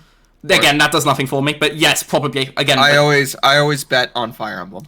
It has been a while. Engage was a couple of years ago, so like I said, there have been rumors of a remake. This does nothing for me, but I will say that yes, I do think we see it. The remake, not like a new main gun game. Although maybe we see that too. I think we might see a new Smash Brothers. That has been leaked, and that does nothing for me, and I also am confused as to why it exists. Again, there's a tournament that is coming up later in the summer, Port Priority, and they have 2 Smash games there. They have not announced what the second game is. It's an open secret. It's the new Smash. So it's got to be the new Smash, and that'll be the first time that we see the new Smash. I don't think we see a new Xenoblade as much as I would want to see a new Xenoblade. I don't think we see a Paper Mario. I don't think they show off Pokemon. Do you think they show off Xenoblade? Yeah, I don't think they show off Pokemon. No. Yeah, I don't think they show Xenoblade. We might see a new Donkey Kong. That's a possibility. But that's also tough to say. Honestly, if I could choose from like any Nintendo IP for them to show this off, it would be F-Zero. But if they have Mario Kart there, it's kind of they're not going to show F-Zero because they're both racing games. So I don't. Here's the thing. Like I said, my bar is 2 other things beyond Mario and Mario Kart and Metroid as well. But if we don't see Metroid, I'm not going to hold it against them because we just saw it. Metroid has now become an optional thing, but it also doesn't count towards one of those 2 other games. We could see new Star Fox. Yeah, maybe. Like I said, although my bar is reasonable, I actually don't think it's going to be met. My gut feeling is we don't. I think I'm going to walk away from that direct disappointed. My bar is you need to show me 3 games that make the Switch 2 worth the purchase. Mario Kart is definitely one of them, because I do like Mario Kart. Would you count Metroid, given that it is cross-gen? I would not count Metroid because it is cross-gen. Fair enough. But although if it runs infinitely better on the Switch 2... I would fucking hope so. I will say, one thing I want to see is 60 FPS modes. Like, I want 60 FPS on this fucking thing. If the Switch runs Metroid Prime 4 at 10 FPS... Which it will. 240p... Which it will. Then no, I wouldn't count it towards a Switch 1 game. I'd be like, okay, this is just... It's like the Breath of the Wild. Nobody is playing that on Wii U. No. Although it actually ran better. To play that on the Switch. It actually had a more consistent frame rate. Yeah. So that's actually kind of the opposite. But yeah, which is funny. I think that's just because we hated the Wii U, right? But yeah. To be fair, the Switch wasn't much more powerful than the Wii U was. It was only like a little bit more powerful. I just think the Wii U was such a pain in the ass to play. It's a pain in the ass to use. And that stupid friggin' tablet. I'm so bad at this. Just made it such a pain. Yeah, the tablet was a whiff. Nintendo's got some IP that they could whip out at any point, and I would lose my shit. But I don't think we're going to see a new Golden Sun. So, I don't know. I don't know what to expect from this. Yeah, but I don't think anybody thought we were going to see fucking Tomodachi IFS week either, so... Yeah, no, that was my... If they put that in the Switch 2 presentation, it'd probably be the game of the presentation for, like, half the viewers. Yeah. I was stunned at how many people went crazy over it. Yeah, it's been a long... Another major cutscene, so, skip forward. Oh, right, you also take a phone call around this time, don't you? Oh, yeah, probably. Fuck it. This'll do. Anyway, carry on. So, like, maybe we see... Here's the thing, I'm not that tapped into, like, Nintendo development cycles and stuff, so, like, Sony stuff I could predict pretty accurately. This, I'm like, we do see the new Mario. Surely we see the new Mario. And Mario Kart is an obvious one. Smash has been yanked, that is coming. So, we do see that. I don't care, frankly. I don't know why we're even doing another Smash. I feel like it's just kind of been there, done that at this point. Because we need it. My hope is a new IP. And I'm not asking for like a fucking Sony Last of Us type thing. I want to see a new IP that's like a little bit more mature than the typical Nintendo fare. Something along the lines of a Bayonetta. It doesn't need to be made by Nintendo, but you'd say at least published by Nintendo. Something along the lines of a Bayonetta, or just but like a new IP, not like a Bayonetta 4. Just something surprising. I want to be like, oh shit. Because it does feel like Nintendo does rest on its laurels when it comes to its IP quite a bit. Nintendo has had new IP, absolutely, but not... I feel like we haven't had any, like, major level IP since Metroid Prime, and that was 20 years ago. Well, Splatoon. No, would not count that as a major Nintendo IP. Yeah, probably the closest thing we've gotten to it, but no, I would not consider a new Splatoon as interesting as a new Mario or a new Zelda or a new Metroid. Yeah, but Splatoon has sold I don't care about sales. This isn't about sales. This isn't about really popular. This isn't about sales. People like it. Yeah, but you're trying to say that the IP isn't big. It is. It's well loved. It's not big for me. Yeah, but I'm saying you can't say Nintendo hasn't had a new good IP in that long.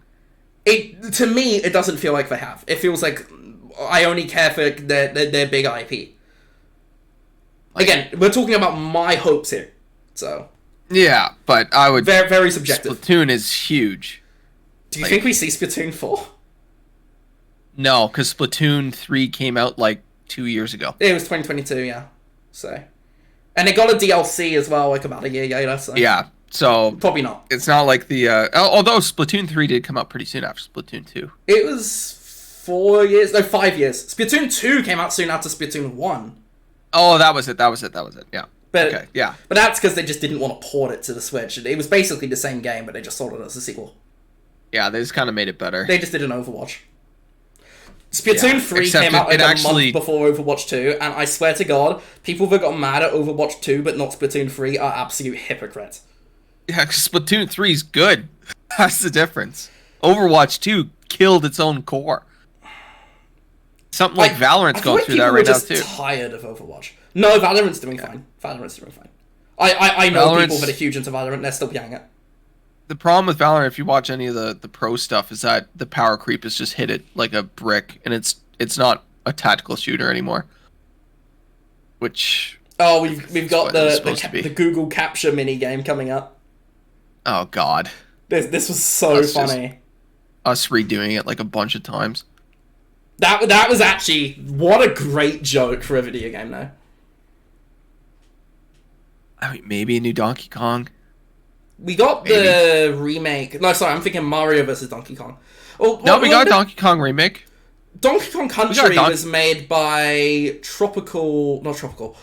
Retro Studios, right? So I doubt we see a new one if they're making Metroid. Well, unless it's a different studio doing it. Maybe that's possible, but I would say no. I don't think we see that. Oh, sorry. A thing I was going to bring up before. I would also take a new version of an IP that they already have. Like if they reboot Kid Icarus and make it something really cool, I'd take that as well. Okay. Like maybe they don't need new IP. Maybe they just need to take IP that has been dormant forever and turn it into something good. Like I said, what I want to see is a new IP. I am okay with it being. Like I said, it's not part of the bar. If it's just two other games from existing IP that I think look good, that counts. But I would like to see at least one new IP. That's interesting to me. Because like I said, if I don't care, I don't care. Miyamoto comes out and he's like, time for the best IP we've ever done. Fucking Pikmin 5. That'd be funny. I'd love that. Yeah, I think that's it for prediction. Like, it's hard to... it's kind of hard to tell because Nintendo were very secretive. There's much more secretive than like Sony or whatever. Honest to God, I think they were going to try to do a new Advance Wars, but then the remake of 1 and 2 came out just as... It got delayed because Russia invaded Ukraine, yeah. I remember that. Yeah, and then it came out and, like, the hype was gone, so nobody bought it, and it bombed. And, like, it didn't deserve to bomb. It was very fun, but I think that series is just dead in the water now because of it. Ugh. I mean, they had a couple of controversies that year. Do you remember when they cancelled the Tears of the Kingdom Direct on Nintendo UK? Because it was during the national period of mourning, yeah. It was between the death and the funeral. Terrible name for the time. Just, oh god, that was one of the years Nintendo's ever had. I remember I didn't understand. I'm like, why are they delaying? Yeah, we were so confused, and then we saw the Direct, and it's like, as soon as I saw the name, I was like, oh, okay, all right. Yeah, now it makes sense. Because obviously none of us knew what the name of the Zelda game was going to be until then. We were just still calling it Breath of the Wild too. But, yeah, and then there was Tears of the Kingdom. I was like, okay, I get it. Yeah. Tell you what, if we do see a new Zelda, and like I say, I am pretty fucking confident we won't. But if we do, I would like to see it not be...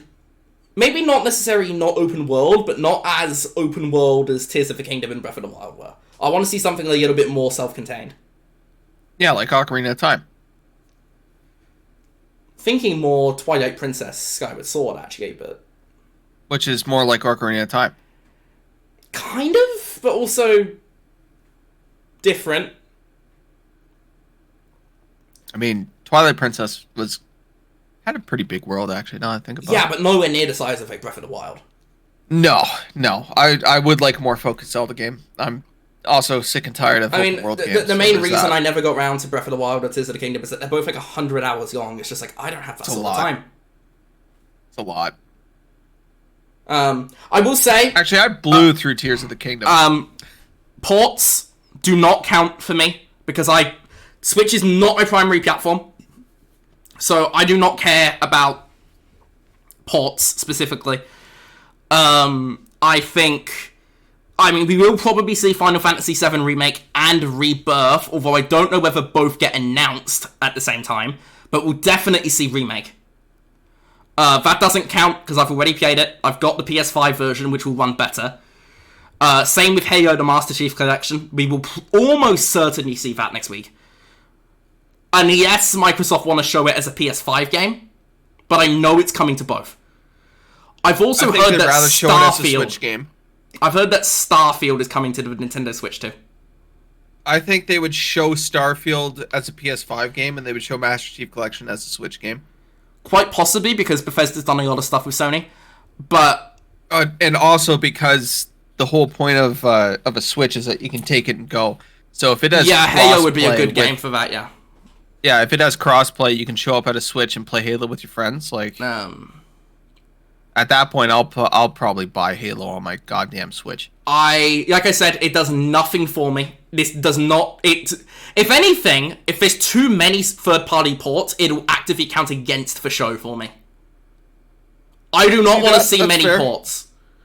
And especially if it's ports of older games. Yeah. Oh, yeah. Like, Red Dead Redemption 2 has also been rumored. We probably see that next week. Assassin's Creed Shadows has also been rumored, which is a game that we will be talking more about. I guarantee you that. I do think when it comes to Shadows, I do think we see that. Also rumours that Mirage is coming as well, so maybe we see both. Maybe they integrate Mirage into the new Animus Hub that they're doing for Shadows, I don't know. Or maybe the Switch version of Shadows just won't have the Animus Hub. Again, I don't know, but that's probably coming. Maybe we see some other Ubisoft games like Star Wars Outlaws come to the Switch, I don't know. Ubisoft's just like, please buy stuff. We need money right now. Please buy... Nobody bought Star Wars Outlaws, which is weird, because the game was fine. Outlaws was fine, but it was just... People were just tired of Star Wars. It's a mix of franchise fatigue, and the game wasn't good enough to pull people out of it. Yeah, it was fine, but it wasn't good enough to pull people out of fatigue. Yeah. Yes, I agree. Outlaws was not a bad game. I finished it, I reviewed it, it's fine. But it was a game. It was a game, yeah, it's a very forgettable game, absolutely. Yeah. Also had some parts, different aspects of it were not good. Like, it wasn't like a thing where like everything's like a 6 out of 10. It's like some parts of this are real good, some parts of this are ass. And like, it's kind of better to be kind of average at everything than great at some things and terrible at some others. Oh, I'll take a mid game over a game that excels at something really well and is bad everywhere else. Like, I think Biomutant is one that I always bring up because it's funny to me. It's mid everywhere, yeah. It's mid. There's not a single part of that game where I'm like, that is awesome, but there's nothing that's terrible. You finally got it after about 20 minutes. You got the fucking capture minigame done. Oh, God. Yeah, it took forever. It did. Wow. That was like a long one. And I'm skipping the boss. So we're now on to the fantasy world. I think that does it for our Switch predictions. That was actually a pretty long segment. It was, actually, because we're going to... probably going to have even more to talk about in Episode 5. Again, this will be almost certainly the topic of Episode 5, because probably the biggest event of the year next week. Oh, yeah, for sure. And yes, like, Microsoft has some fucking crazy shit to show us. Who knows? Microsoft comes out like the Switch 2 is actually an Xbox. Everything's an Xbox. I'm like, what the fuck? Your PS5 is an Xbox. Phil Spencer and Miyamoto are just standing there with fucking joints in their mouths. Yeah. But, it'd be... But moving on, I think we're ready to move on. We were just talking about Ubisoft, so this we were just talking Shadows. Obviously, there were rumors a few months ago that Ubisoft... Well, it wasn't rumors, it was Ubisoft publicly confirmed it to investors, that they were considering selling off parts of the business to Tencent. But they had never actually named Tencent, but everybody knew it was Tencent. Yeah. And then there were rumors going around. Talked to some people. Then there were rumors going around that they were only going to sell some of the company because Ubisoft has so much overhead that they would actually be valued at a higher number if they did that. If they sold less of the company, they would have a higher value, which shows how fucked Ubisoft are. Skip the cutscene. But yeah, sorry. As I was saying, Ubisoft. It was yesterday, actually, the day before we were recording this, that they confirmed that they did sell 25% of a new subsidiary that they are creating, which will manage Assassin's Creed, Far Cry, and Rainbow Six. Yeah, they sold Ubisoft 25% of that off to Tencent. I assume this new thing won't be called Ubisoft. So basically how it works is they're splitting the company so that there's a company that just manages those IP. Yeah. And those IP can now get loaned out to anybody. So Tencent can now make those games. They have a percentage in the stakes of the games. They're basically licensing out their IP and controlling it. And then they'll have actual Ubisoft, which will make different games. Okay, but like, Assassin's That's Creed what Hexe, I assume. because say Assassin's Creed Hexe, would that have the Ubisoft logo on it? It would still probably have the Ubisoft logo on it, yeah. I wonder if they're just going to create like, a different publishing label.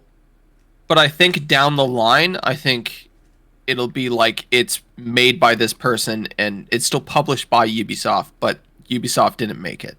Yeah. They also sold off different teams, like Montreal and Quebec City, who just make Shadows, obviously, and Sophia.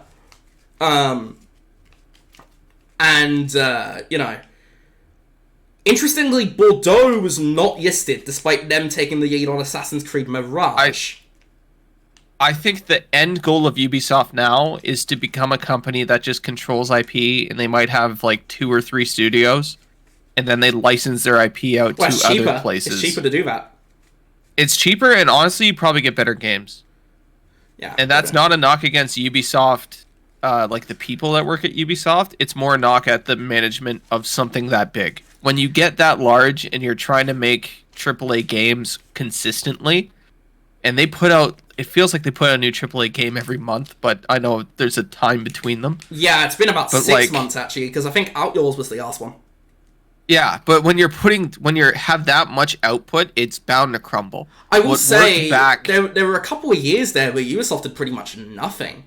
Let me finish this. Between Rainbow Six Extraction and Assassin's Creed Mirage, which is almost a 2-year period, January 2022 to October 2023, Ubisoft released Mario and Rabbids, which bombed, and Roller Champions, which bombed. That's it. Yep. They released nothing else in that almost 2-year window. Yeah, but I think they fell into the trap. And you see a lot of AAA developers falling into the trap. PlayStation's going through it right now. Nowadays, it takes much longer to pump out a AAA game. It does. Like, Shadows was in development for like 5 years. So, back in the 2010s, when Ubisoft they were swinging. They were coming out with a new game all the time. There was a new Tom Clancy game on the shelves like every other week. You know, there was a new Far Cry. We had Far Cry 3, 4, and 5, like, rapid fire. Yeah. Like, they were pumping stuff out like it was nobody's tomorrow. And now they just can't do that anymore.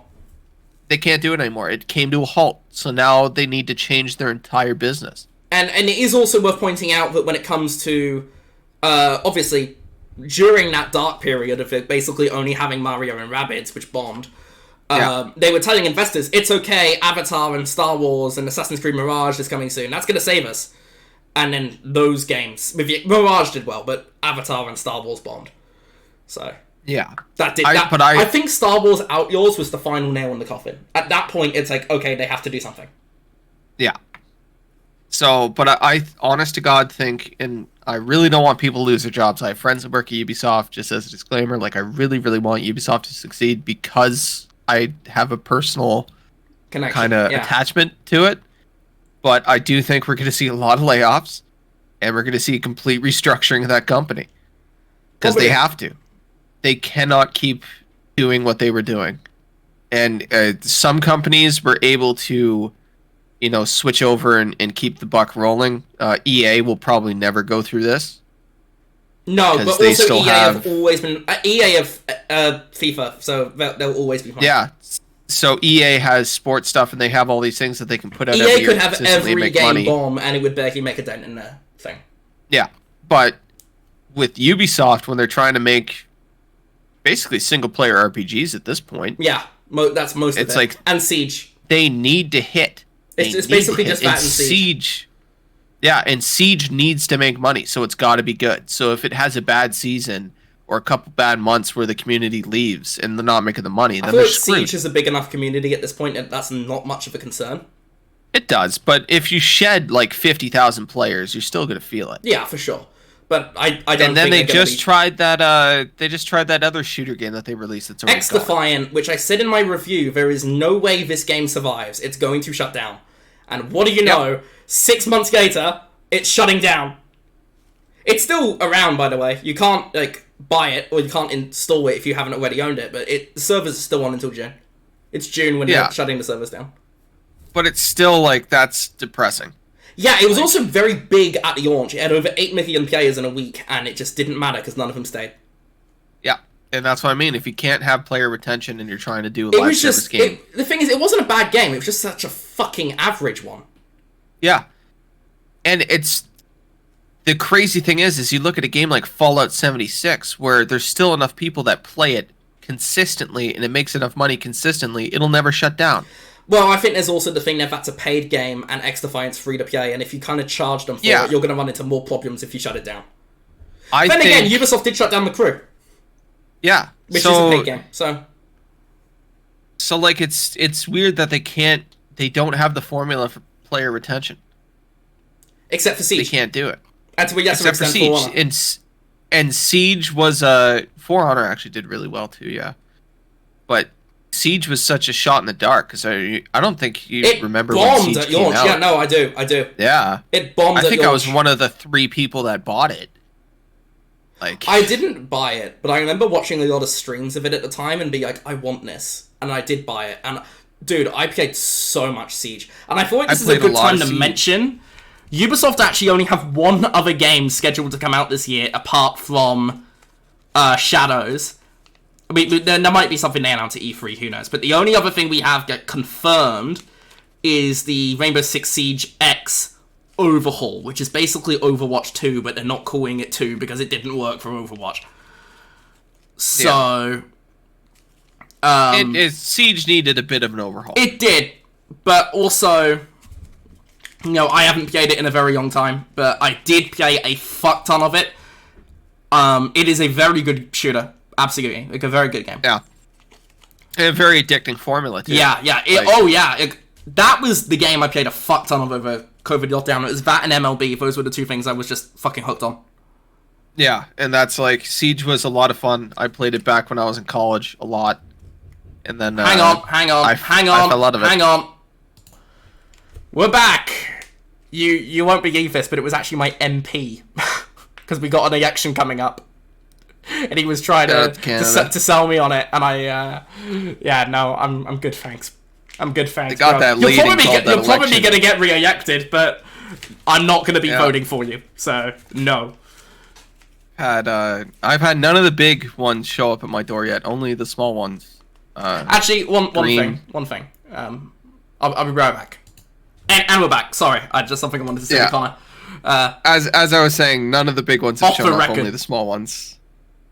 Only the small ones have shown up to my door. Yeah, and I'm waiting for the big ones. They're always nice. The small ones are a little crazy. To be fair, my MP was actually very civil, and I mean, I rolled my eyes. It was involuntary, but it was like, oh god, this guy, and he was immediately like, okay, I see you're disappointed with this, so I'm sorry to hear that. It's like, yeah, okay, you're being civil now, so it's like, to be fair, he was being civil the whole time.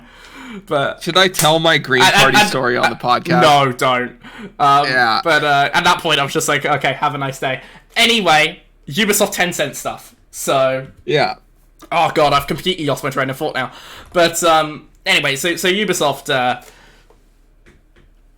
you know, You they can basically boil this down to they've had a couple rough years. They need to restructure the company, and this is the start of that. I think they were banking on Avatar and Star Wars being big for them because those are big IP, and both of them bombed.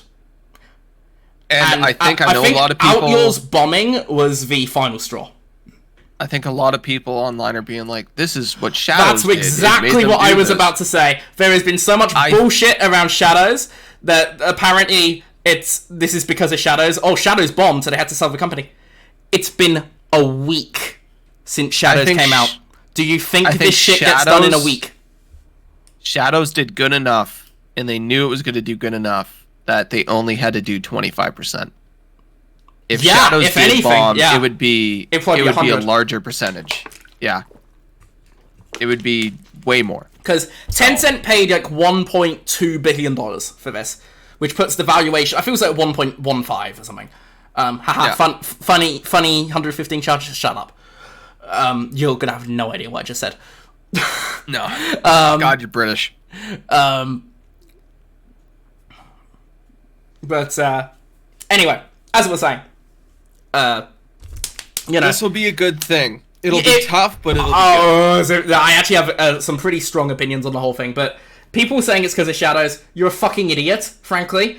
This sort of shit doesn't get done in a week, and there is no level of success that Shadows could be, and yes, it did GTA 6 numbers. There is no way that Shadows could have single-handedly saved the company, because they've had a run of very, very high-profile, very costly bombs. They spent a lot of money on games like Star Wars and Avatar. They are fucked, and there was no level of success that Shadows could be that would fix this. Having said that, we have had player numbers for Shadows, and they are very high, 3 million in 1 week, which is the second biggest launch of any Ubisoft game ever, apparently. For any premium title, because obviously X Defiant did like 8 mil. But for a premium title, it is the second largest they've ever had behind Assassin's Creed Valhalla. Which was I was about to say, Valhalla was like 2 million copies, right? It was a launch title. No, it was way higher than that. Or is it 2 million digital copies in a month? I can't fucking remember. I forget. I can't remember, but that was huge because it was the one big launch title for the Xbox Series X. So everybody that bought a Series X bought Valhalla. Everyone. And I do know that Assassin's Creed Shadows has already outperformed like Star Wars and Avatar. Oh yes, it is. Like, even with like a year's by a country mile. Yeah. Avatar did 1.9 mil in about 6 weeks.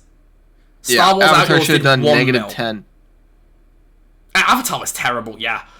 The worst part of Avatar, and this was the first question I asked you when you were playing it, because I had no idea that it was even coming out. And I remember you were playing, and I said, "Oh, can you play as the humans?" You said no, and I'm like, "I'm not buying it." Yeah, to be fair, there was like a very when the first movie came out, they did one, but you could play as like both the humans and the Na'vi.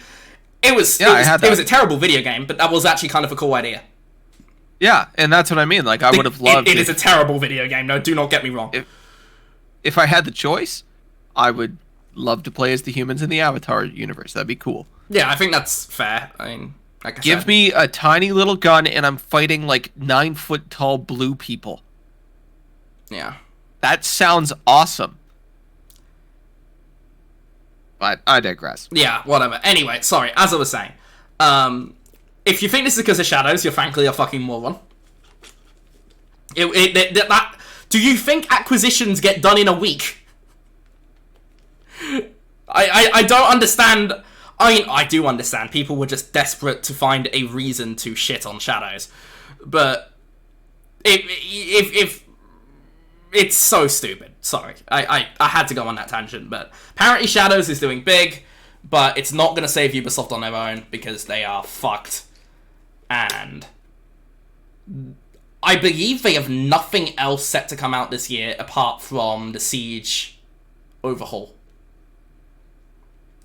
Which I'm probably not going to play because like I'm not in the mood for more Siege right now. It's good game, absolutely. It's just not. I don't think I'll ever go back for it. I might do someday, but that means I probably never will.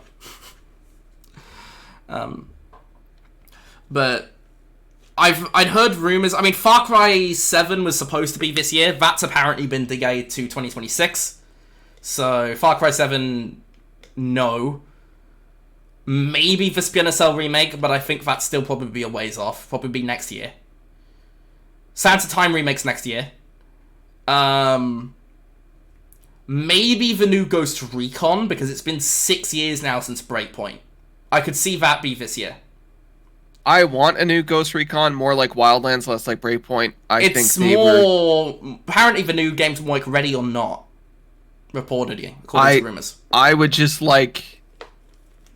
I would just like a Ghost Recon game where I don't have to play any type of looter shooter.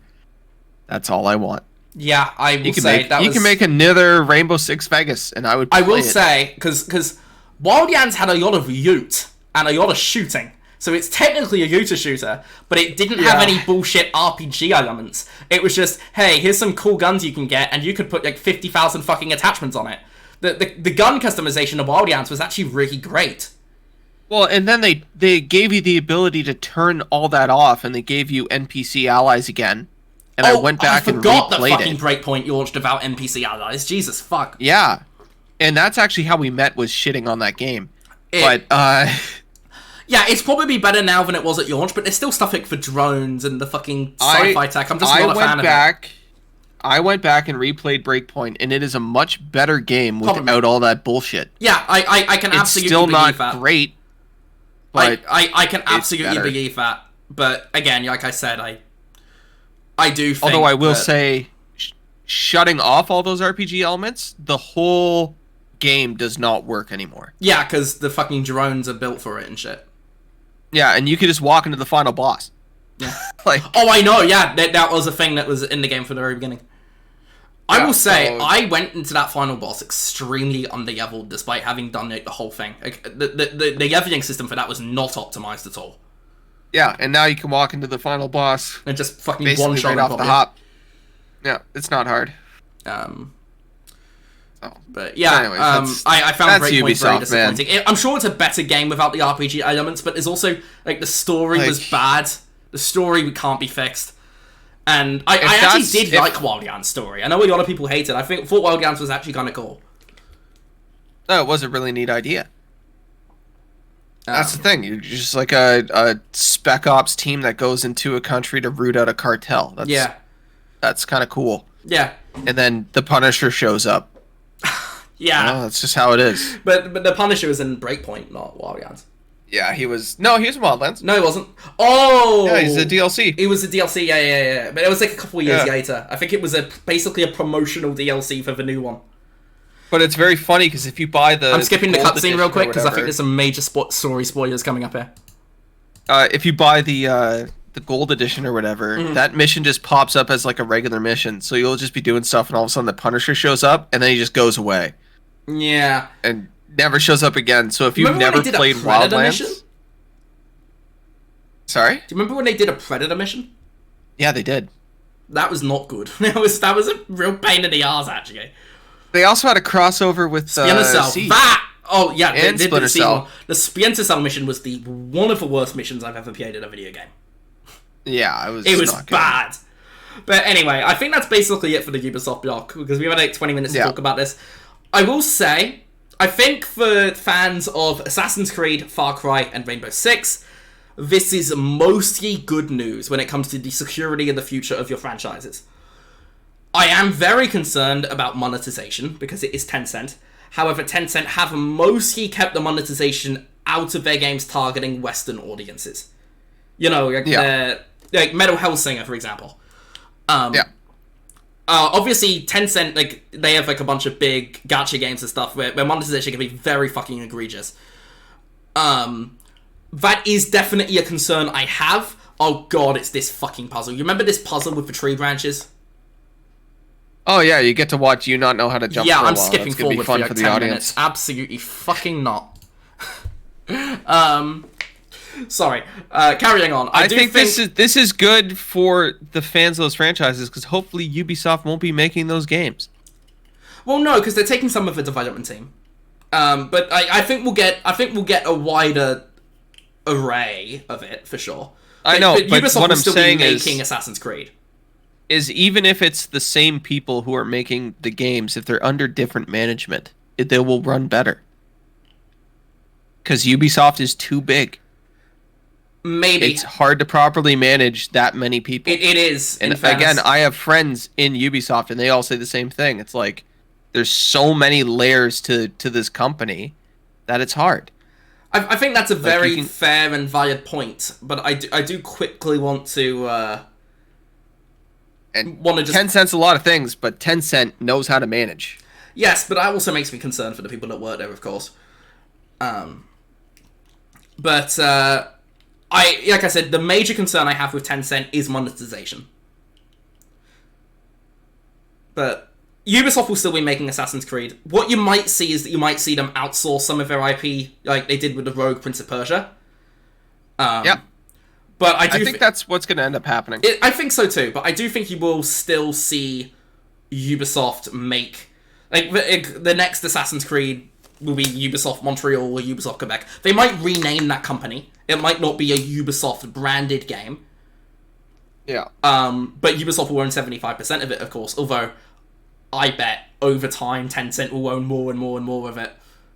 Yeah, I think it just comes down to a management problem. But and frankly, if they do license out their games, like, if you license out the IP to random studios that can make really good games, I'd love that.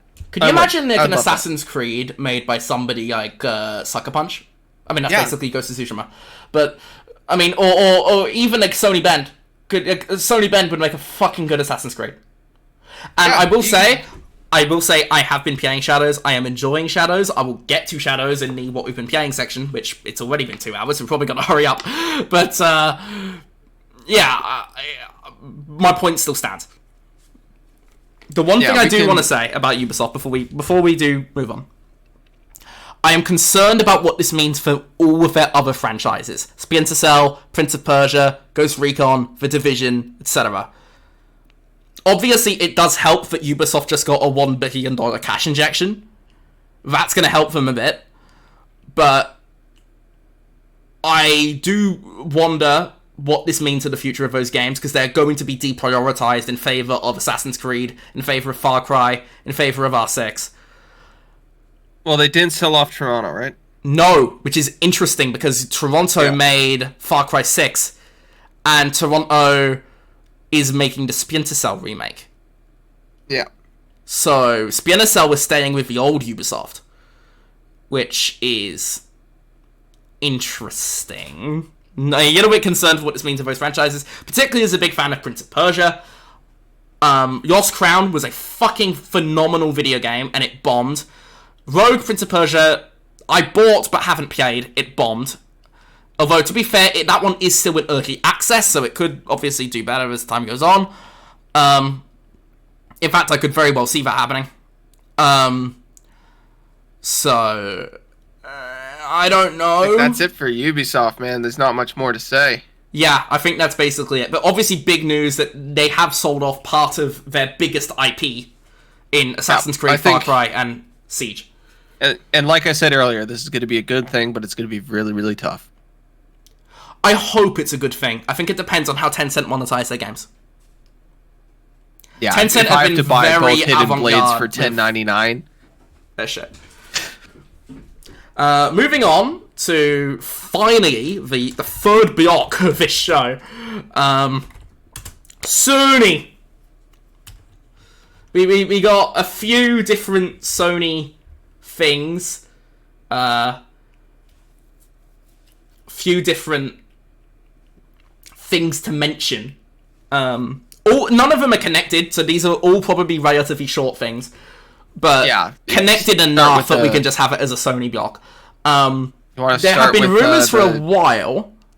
Sorry, start with what? God of War. Yeah, I was going to start with that. There have been rumors for a while that Sony were working on a Greek Saga remaster for the God of War games, and that was coming out soonish. We don't know whether that was just wrong or this is happening as well as this. But there are now rumors, according to, I think it was Jeff Grubb, I think it was Jeff Grubb, don't quote me on this, that there is a new God of War coming, that is a new game in the Greek saga as a side story. We don't know what genre it is. We don't know whether it's like the new style of combat or the old style of combat, or... It's a visual novel. Tell you what I would like to see. I'd like to see like a Lost Crown sort of thing. 2D. Yeah? No, Kratos can work in 2D. We don't know whether Santa Monica is making it, or whether somebody else is making it. We do know, obviously, Santa Monica are working on a new IP with Cory Barlog. And I believe they're working on an Egyptian God of War, but maybe this is just the only God of War they're making. But to be fair, Grubb did say side story, so I am going to guess this is not made by Sony Santa Monica. This is not an insider opinion. This is just a guess. This will be made by somebody else. This will be a sub-licensed thing. Similar to the PSP ones that they did. Ready at Dawn made them. Yeah, and it might not be like a big game like the new God of War. No. Hopefully it's better than the new God of Wars, because those games are kind of dog shit. No comment. It might be like the new God of Wars, but like a Mars Morales sort of thing in terms of scale. I could see that. Oh god, it's the bomb minigame. It's the bomb minigame. Oh my god, so stressful. Oh god. Point my camera that whole time. Yeah, I will show it, but I'm only going to show it at the very end so that you can see the successful bit, because... sorry. Anyway, sorry. If you're listening to this as with just the audio, you're probably going to have no idea what the fuck we're talking about. I still need to do like a big God of War marathon. I'll do that one day. But this is apparently going to be another one. And it's also apparently 2025. It's out this year. They need games. Sony is apparently about to have a pretty big year with this and Yote and DS2 and Your Soul Aside. So Sony have they had a... Last year was interesting because they had like a few games. They had Stay Obeyed, they had Astrobot, but they didn't really have any of like the heavy hitters last year. They didn't Sony hasn't had anything in forever, dude. Spider-Man 2 was like the last big one they had. But obviously they had smaller games. That game was just kind of okay. Yeah, it was good, but not as good, I think. No. They couldn't recapture the magic. But obviously last year they did have the game that won Game of the Year, but obviously it's a much smaller scale game. Yeah. So I'm not going to be under the assumption, Sony had a terrible year last year, because I don't think that's entirely. Oh, they didn't have a terrible year. They just... It was a down year for them, absolutely. It's just like, there was no reason for me to ever turn on a PlayStation 5. Didn't you play and finish Astrobot? Oh yeah, I played and finished Astrobot. But that was about it, like, yeah. Besides that... Did you play Stay Obeyed? Yeah, but I didn't buy it. I just played it at a buddy's. I didn't. It was okay. I know there's a lot of people that really like that game. Because it's kind of like a... Not Souls, but like... Kind of like... It's kind of like a DMC sort of thing. Not exactly, but like in terms of like, difficulty. It's just not my thing. That's fair. Again, I haven't played it. Game too. It's coming out on PC pretty soon, but... Yeah, new God of War, apparently this year, but not, like, the next mainline entry. That will be a while, but... Yeah. Other news is that they've apparently signed a contract with People Can Fly to make a game based on an established Sony IP. I'm gonna just go on the record here and say I thought Outriders was pretty great. So I am very down to see what, People Can Fly are making next. They are assisting on Gears of War E-Day, and they had a couple of new IP that I believe got cancelled. Which is unfortunate, but they are now making an IP for Sony. Probably a shooter, because that's their jam, right? People Can Fly are very much a shooter studio. I am assuming it's either like a SOCOM or a Killzone, because they said established IP, right? This is Sony IP. I'm assuming it's like...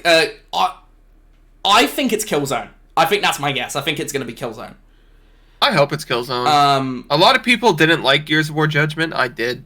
Yeah. I liked Outriders. I like the Call of Duty. They made a Call of Duty. That's not me saying no, they didn't work on Call of Duty. No, it's Duty Calls. They made Duty Calls. That's not me saying yeah, as in I agree on the Gears of Judgment opinion. I've actually never played it, but I was saying yeah to a lot of people don't like it. Just making that clear. Yeah. And then, they made Painkiller back in the day. I love Painkiller. I played that when I was way too young to be playing Didn't they announce a new one of those, like, a week or two ago? That was something I considered putting in this rapid fire news segment, but I didn't. If you told me that, I would have put that in there. Yeah, they announced a new Painkiller at the there was some like, indie show they did recently. Oh, I missed that. Hell yeah, dude. Painkiller's awesome. Oh, it might have been the ID at Xbox showcase. I can't remember. It was something like that. Painkiller's sick, dude. No, they just announced a new one. I'm glad. I'm gonna play that. That's gonna be really. I'm glad really you fun. brought that up because I'm now gonna feel bad that I didn't put it on the thing. So yeah, we've now mentioned cool. it. That's cool. That's a cool coincidence. But yeah, people can fly and making a Sony game. I did enjoy Outriders. It was busted as fuck on release, I will say. Oh yeah, broken, but it was fun. But it was fun, and it was just fun enough that I was kind of able to push through for bullshit. That was on Game Pass. Too, it was. Right? It was a day one Game Pass title. Yeah. Excellent video game. Yeah, that was the thing. And then, the DLC they did for it was pretty great as well. They? I think so. Yes, I think that was guys. So yeah, Bulletstorm was fun too. I'm quite optimistic to see what they do with Sony. I think that's a pretty good partnership because Sony do have a fair few shooter IPs that they're not doing anything. Quick? Go ahead. The Bulletstorm was one of the final games I rented from Blockbuster. Oof. Yeah. Oof. That's actually how I have my copy of Bulletstorm because I went to return a bunch of games and they closed. They just shut, yeah. They just shut, so I have like a bunch of Blockbuster cases. You should have rented out the whole store one day before they shut down. That's how I got my copy of Fire Emblem Radiant Dawn, which is like $200 on eBay. We're talking about good games right now. You fucking bring up Fire Emblem. That's my favorite game of all time, baby. Sorry, continue. Yeah, sorry, people can fly. I'm optimistic excited to see what they do. Yeah, I think that's a pretty good partnership because they got, even if it's not Killzone, even if it's not SOCOM, they got Resistance. They've got there was another shooter IP that they did. I would love Resistance actually. What was the other shooter? Wasn't Fuse, that was EA. Mag, yes, that was it. There's so much they could do. Play Mag? Wasn't it the massively multiplayer one? Or am I thinking of something else? Yeah, it was a ton of people. No, Mag, I forget how many people you could do. I'll look it up real quick. Mag. Yeah, Mag, right here. 256 players, that was the thing. Yeah, speaking of Sony and shooters, Mag was sick. We got another one coming. Call of Duty Zombies director, former Call of Duty Zombies director, Jason Blundell, has started a new studio called... What is Jason Blundell's new studio called? It is called Dark Out Your Games, and they are owned by Sony. They have a new studio owned by Sony, and they are working on a first-party game for them. And they've been in the works with it for about a year. If this sounds familiar... That is because Jason Blundell started Deviation Games, which was also a Sony studio making a first-party shooter for Sony, and they got shut down. So this is basically them starting over. Round 2. Yeah. So basically just wasted a few years there. Who knows? Maybe they're making the same game again, but I doubt it. They probably just completely started over. So that's probably both this and the People Can Fly game are probably PS6 titles at this point. Maybe like very, very late PS5, like 2028 at the earliest. Also, it depends on the scale too. Yeah, it does. But I mean, we were talking Sony stuff in the past. I feel like they're okay with still doing these. My guess is Blundell's game's going to be a live service because maybe not People Can Fly because that's going to be an established IP. Who knows? If Sony have like one live service that hits. I mean, Helldivers kind of, but like a big one, like a Fortnite. It'll fund their fucking 10-year development on The Last of Us or whatever. Because their single-player games have pretty thin profit margins because they're so expensive. So they're going to keep trying these live services, no matter how many of them fucking Concord in their face, because they only need one to hit. And then it can keep it going forever. Blundell does have the expertise that he might be the one. Yeah. I think that's why they're betting so much on him. Yeah. The final piece of Sony news, but it's technically two, but they're sort of connected. Naughty Dog. Rumours from Daniel RPK this morning, who is not the most reliable, but he's been right sometimes, so do take this with a relatively big grain of salt, actually. That Naughty Dog are working beyond Intergalactic, which is apparently still at least 2 years away. That is at least 2027. I'm going to skip the cutscene real quick. Oh, shit. Anyway, that is apparently 2027. That's still a bit of a ways away. And,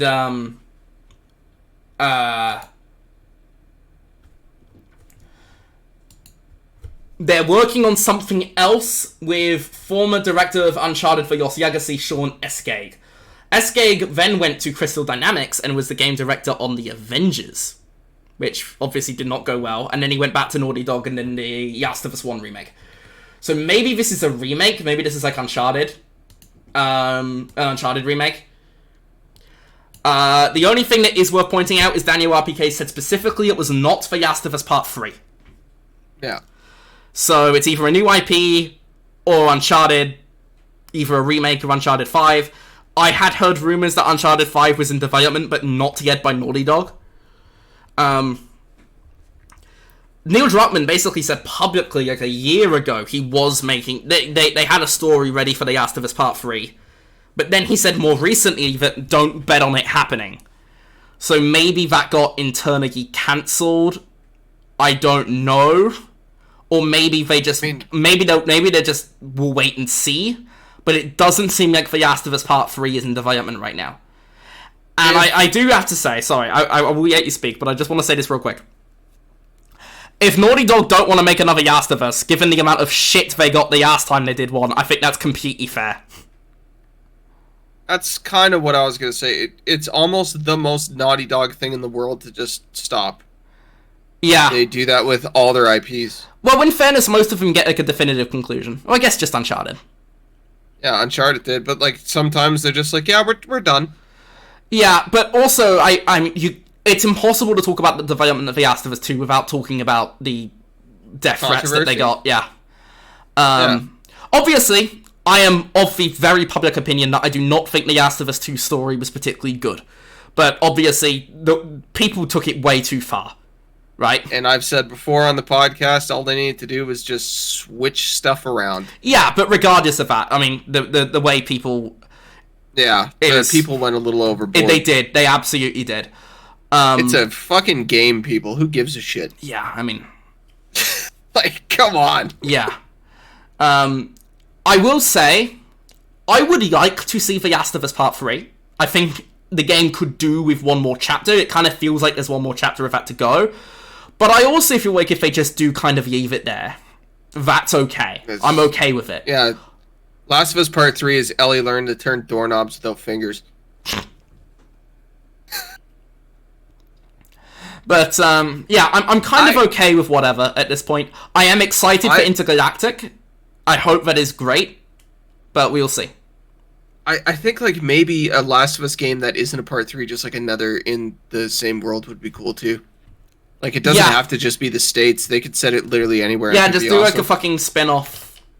Dude, show me one in, like, the jungles of Brazil. I was thinking, like, Austria or something, deep Europe. Austria would be sick. Like, deep Europe, old kind of city. Although, did it ever actually spread outside the United States?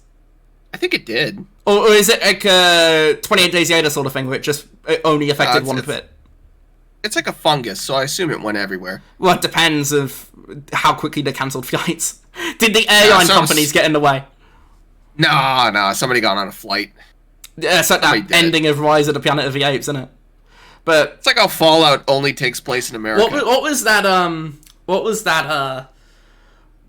Was it 28 Days Later? Where it's like, Britain's gone to a total shit show, but everywhere in the world's completely fine. Yeah, I think it's 28 Days Later. They're making a new one of those. That's how pretty soon. Oh, that's cool. So that'll probably be good. I think they had they had the original guy working on it, and they have Nia DaCosta making the sequel to that. Who, I mean, obviously her most recent film's The Marvels, and obviously nobody liked The Marvels, but she has done some things that people do like, so that's pretty cool. I guess that'll probably be good. But anyway, sorry, I'm getting sidetracked. I'm kind of okay with whatever when it comes to The Last of Us. I was expecting... I mean, they basically publicly said they were working on it. And then maybe it got cancelled. I do wonder how HBO thinks of this, though, given that The Last of Us was huge for HBO. Maybe we see a slightly different ending of the second season, and that's how they wrap it. Maybe. Well no, because the second season's not the whole game. They're doing 2 or 3 seasons for the second game. You know what I mean. You know what I mean. Like the season 3 or 4. Yeah, we'll have. But I was thinking that they'd want more seasons. Like that. I was thinking that they would want them to make a 3rd game so they could do more seasons of the show. I don't know, because I think HBO might be spooked because they got burned by Game of Thrones so bad. So every show that they have ends at 4 or 5 seasons now. True, yeah. So I mean, the Penguin ended at 1 season. Way to do it. The Penguin was a good series. The Penguin needs like 3 more seasons. But I think this is a good point to segue, because we're at the 2:20 mark. I think this is a good point to segue into the rapid fire section, which there's a lot more than last time, but it's all pretty like small stuff. So watch how easy this is, audience. Witcher 4 and Intergalactic are both at least 2 years away. Not now. Don't just go boom boom boom boom boom boom boom boom. No, it's super easy.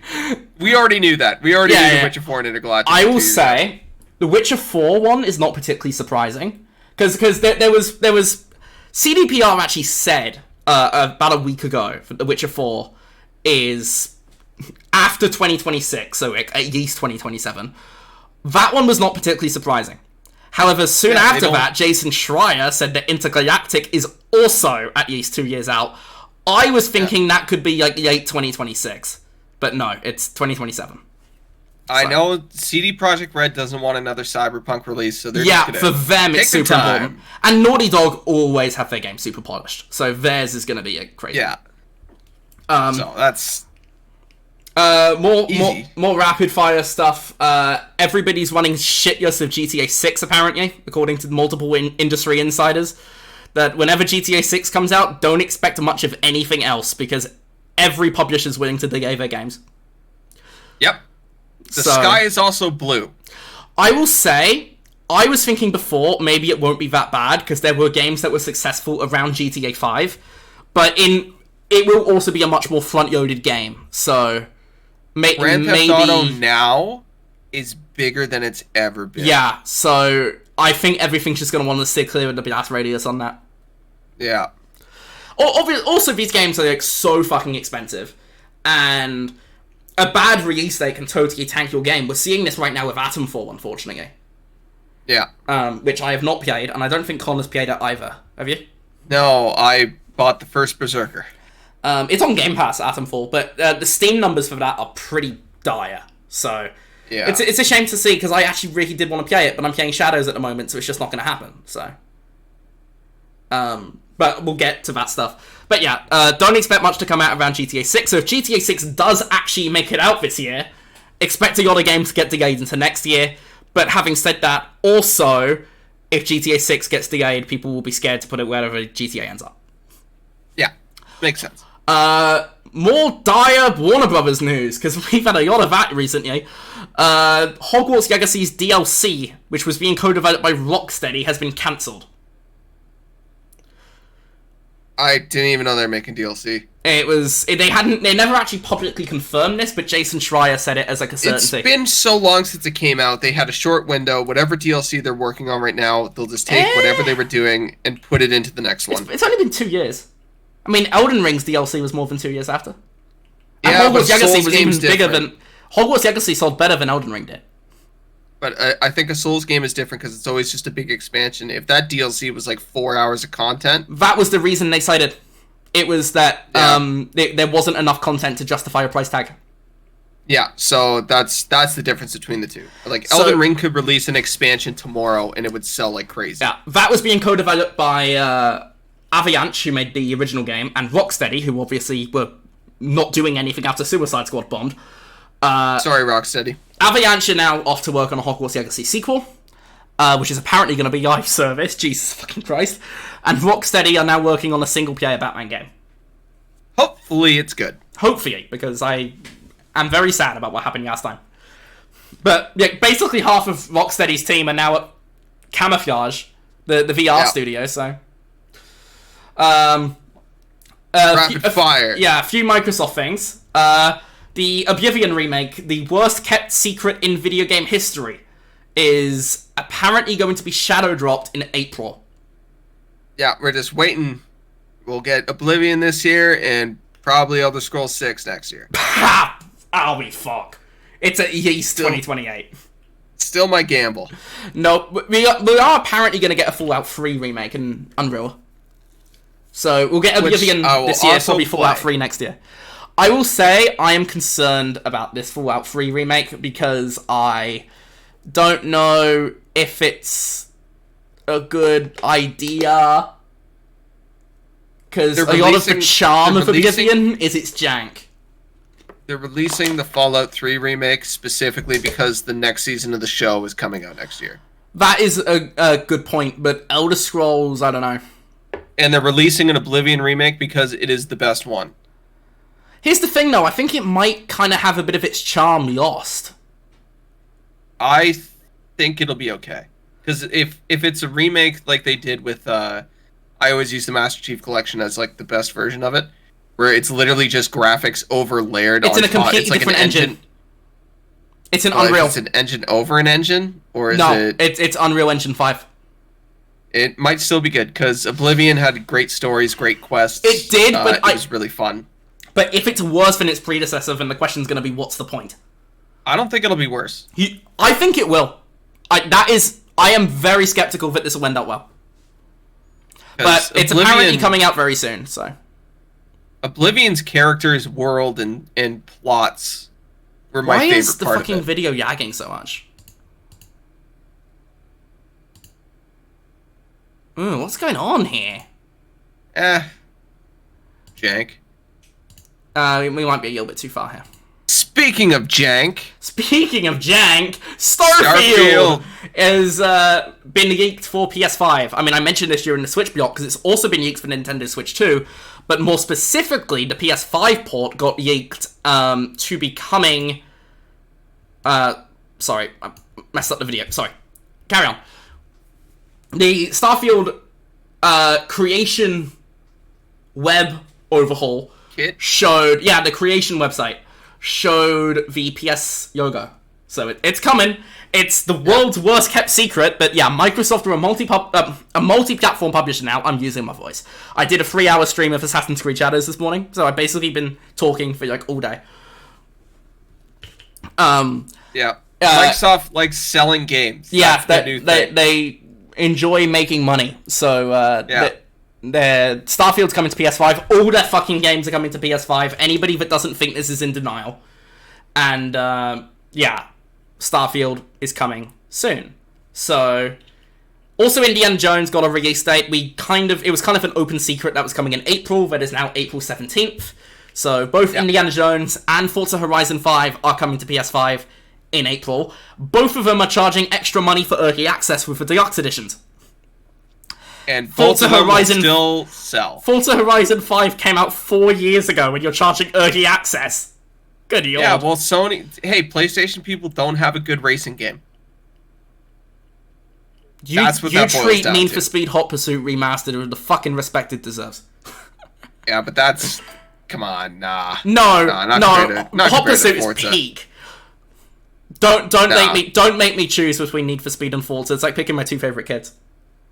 That's true. That's a tough one. I do like Need for Speed a lot. So, the final thing to mention, because I think this was the last episode, it was either episode 2 or 3, we talked about, there were rumors the next Xbox is going to have basically be a PC running Windows, and a UI concept got leaked. Sort of leaked. Microsoft, it was on their Xbox Wire page as a UI concept with a Steam tab.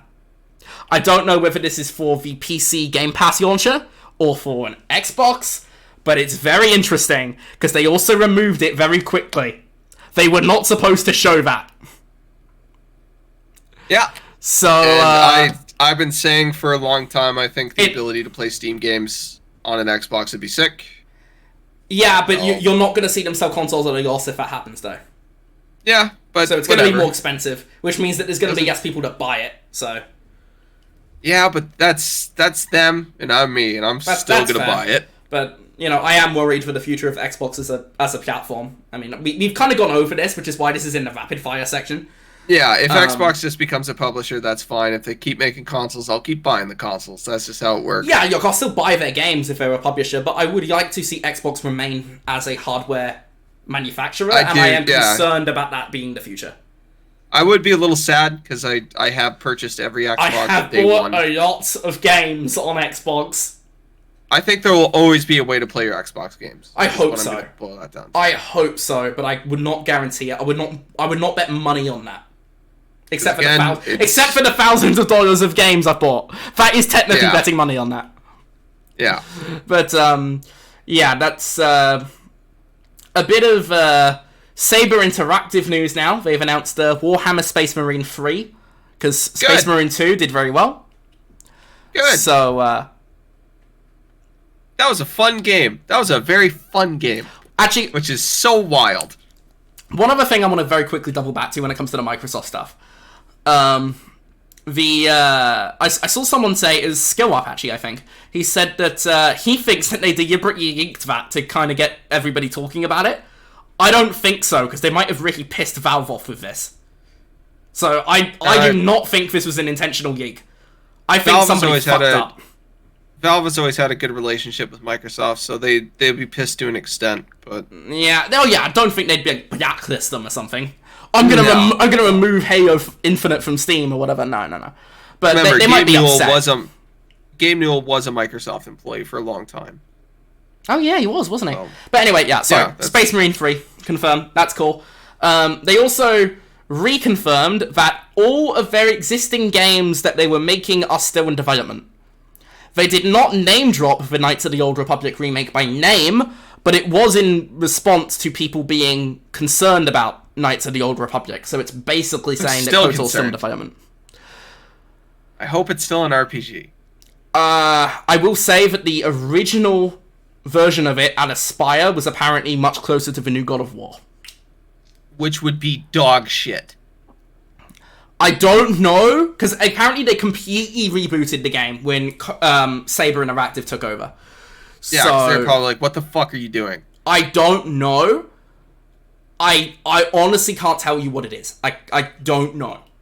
But we do know that it's still in development. I don't know if a PlayStation is still involved, because they announced the first one. They were publishing it as an exclusive for the PS5. I don't know whether that's still the case. Now it's just something. Aspire were a Saber subsidiary at the time, so they might still have the same agreement in place. I don't know. Now Aspire are owned by a completely different company, but whatever. Yeah. Because the Embracer sold off Saber but kept Aspire, or it might be the other way around. I think it was that way around.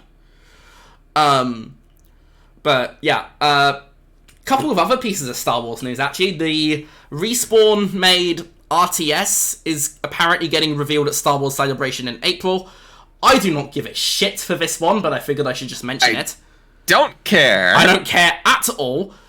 God, this box. I like my strategy games with the pause button. I like my strategy games, not strategy games.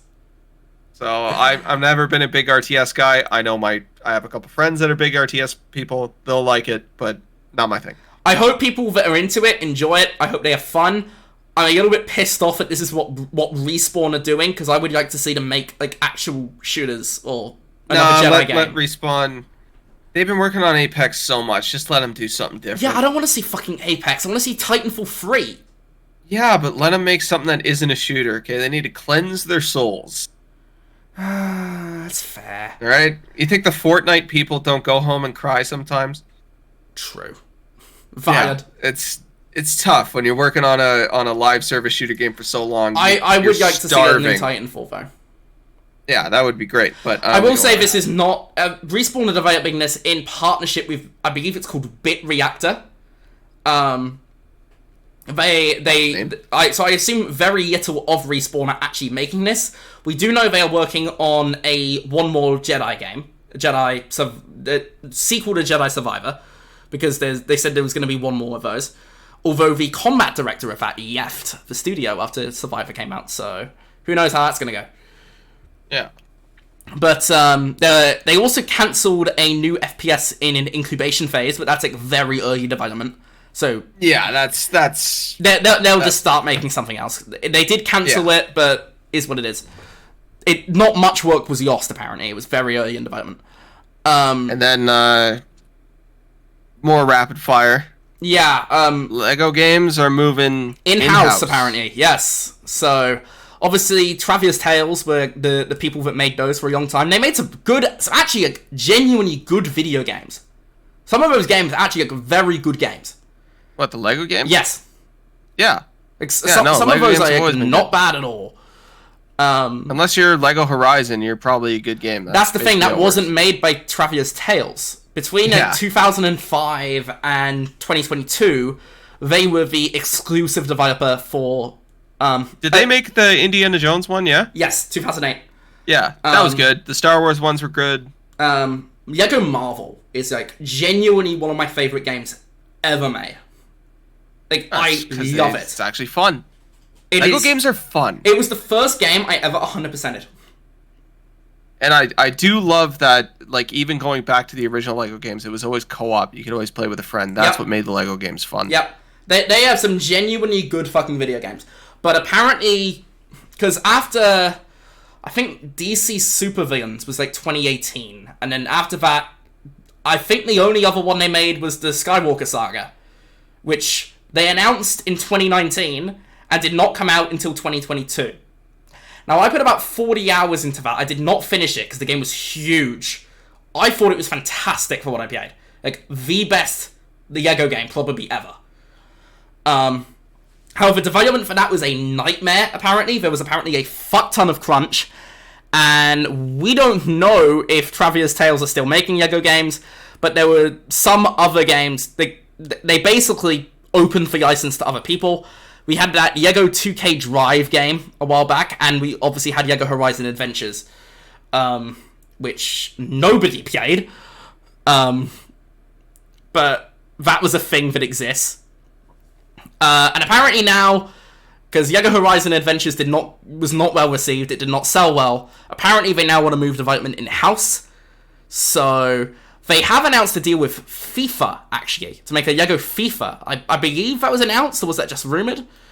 I don't know. Fucking Lego prints money hand over fist. So they go together. And so does FIFA, so... Yeah. That's probably going to be a disaster. But FIFA are such assholes, they managed to make EA look like the more reasonable people in those negotiations. Yeah. Which says a lot. Oh, this is the exploding star thing. That was cool. This was a cool mission. Honestly, the easiest rapid fire of the list? Yes, Silent Hill F has been classified by the ESRB, which means that it's probably this year, which is interesting because we got a trailer for that very recently, actually. And because I think they announced it in like 2022, a while back, and this was like the first time we'd seen it since then. Obviously, Silent Hill 2 just came out.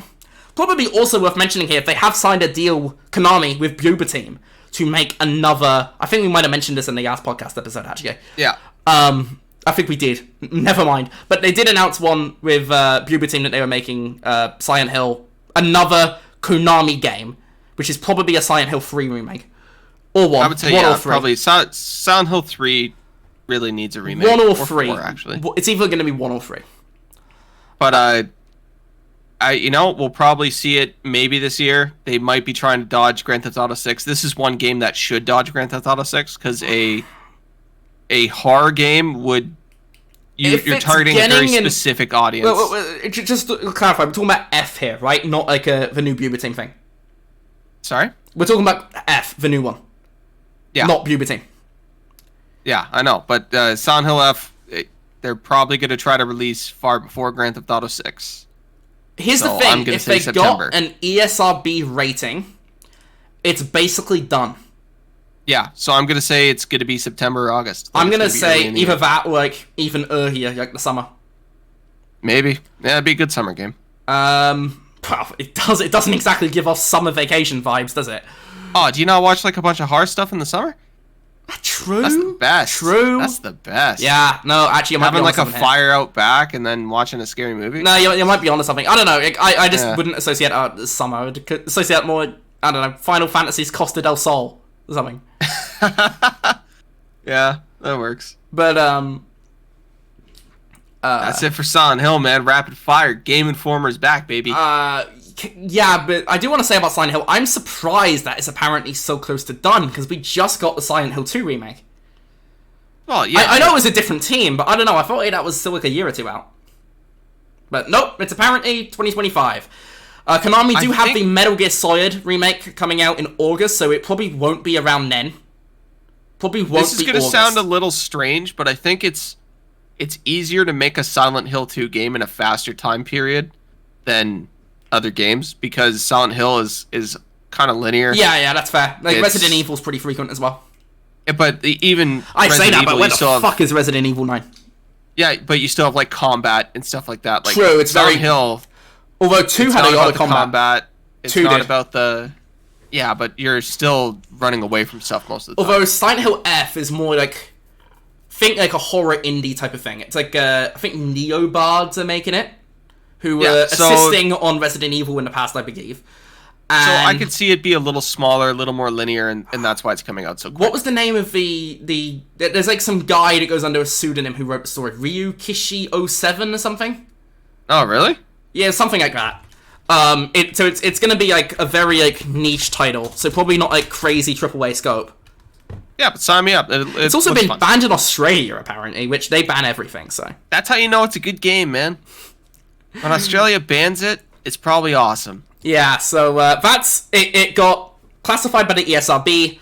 It has been banned in Australia, so it's basically done, apparently, and that surprises me because I thought it would be way further out. It did recently get a trailer, but no release date, so... Yeah.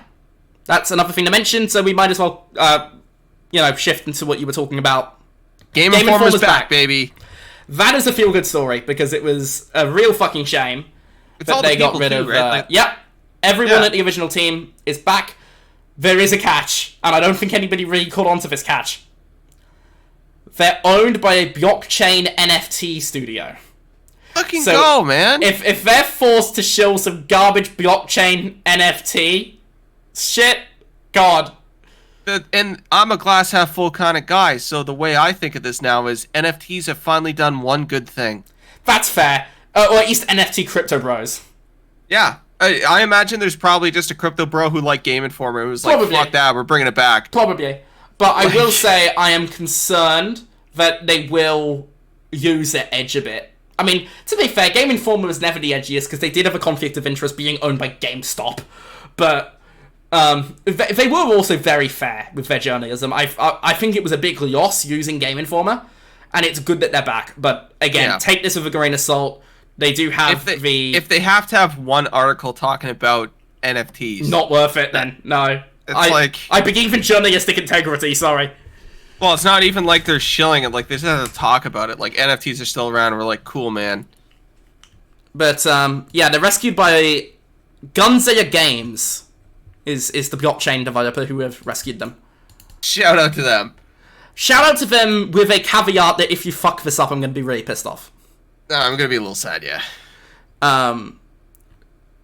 But yeah, when they said Game Informer's back, and they kept that out conveniently, that it was owned by fucking NFT crypto blockchain bullshit. One last very brief thing to talk about is... it feels like this has happened about 30 fucking times at this point, but Vampire the Masquerade Bloodlines 2 has been delayed again. Yep. But they are insisting that this is probably the last one, apparently. Or at least they say they want to be like more open in the process and that they do think it's going to be... I think they said something along the lines of they do think it's going to actually make the new window of October. This game has had the most cursed development cycle probably ever. Has changed developers, I believe, multiple times, and is now being made by, I think it's the Chinese Room, who are a subsidiary of Sumo Digital, who most recently put out Still Wakes for Deep. So, yeah. So it's, I really, really liked the first one. I played it again when I was way too young to be playing Vampire the Masquerade. It was about 20 years ago, right? It was a while ago. Yeah, this is like 2005, 2006. I played this game. Like I was like 10. I was like 9, 10. So I'm excited for this. I'm gonna play the shit out of it. Any delay is a good thing. There's never such thing as a bad delay. Yes, I do agree, but also I am worried that it will end up bad because of how shitty the development cycle it has had. So I don't know. That's just delay it. Hopefully it comes out. Hopefully it's good. That's all I can say about it. Yeah, that's totally fair. I can add one more thing to rapid fire news. Go on. This is something I care about, which is Monster Hunter had their presentation the other day, 15 minutes, just showing off new content. They're dumping 2 new monsters in. They're like adding a bunch of shit, and then they announced that they're doing the next title update in a few months, and they're going to keep doing that for probably the next year or two, and then that's when the expansion comes out. Okay, so, well... Good news for Monster Hunter fans. Yeah, if you're a bitch... Ha! I have played so much of that game. Monster Hunter has actively hampered my playing of Assassin's Creed Shadows. Yeah, which does sound like a pretty good segue, but I do want to say that... Actually, no, I think this is actually... That should have been a good segue. Kind of fucked it. It was perfect. Yeah, it was good. But yeah. What we've been playing section is going to be a little bit different this time around because I have 2 things to report, and Connor's played both of them. One of them with me. So I think this is probably where we should start, with the game that is currently on your screen if you're watching this as a video. Split Fiction, baby. Split Fiction. What a fucking video game. It's a lot of fun. What a great game. It's a lot of fun. We played that on stream. I will leave a link to the stream series in the description down below. I will leave a link to my review. I said at the end of the stream I would do a brief review. It was over 2,500 words again. Yeah. That's how it goes when you play. I had a lot to say.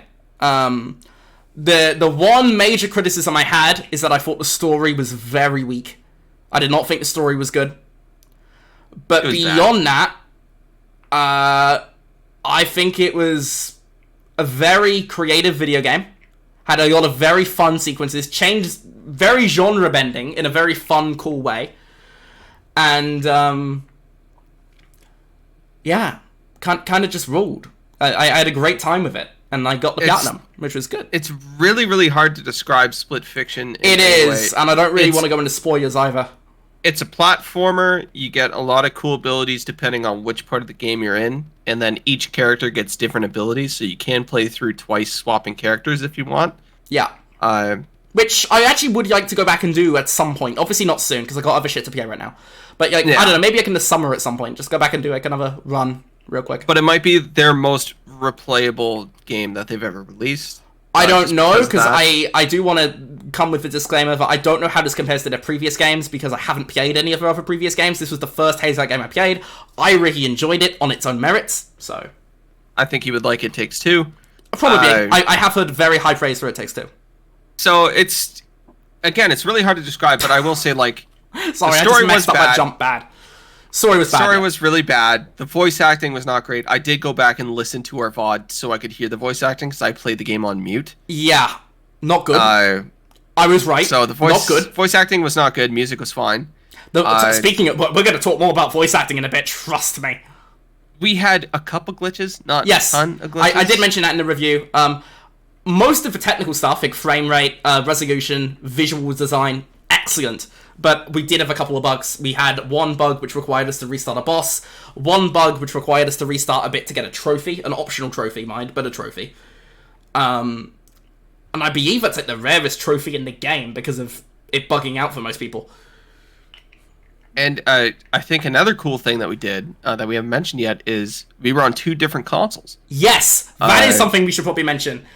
Split Fiction, similar to Hazo's previous games, does have the Friends Pass system, so, you know, you buy one and you can play with a friend for free. However, it also this time has crossplay. And the crossplay works in tandem with the Friends Pass. So I bought this game on PS5, Connor was playing on Series X, he did not buy the game, and we were still able to play together, which was super such a cool move. That Honestly, was super cool. Shout out to EA, genuinely, and Hazegate, but also EA, and also the console manufacturers, because Xbox did not get any money from us for this, except for Connor's Game Pass core, like the online service. I think you have Ultimate, but that doesn't really matter. I do have Ultimate. That doesn't matter. The point is the online fee. Beyond that, they did not get any money from you for the game.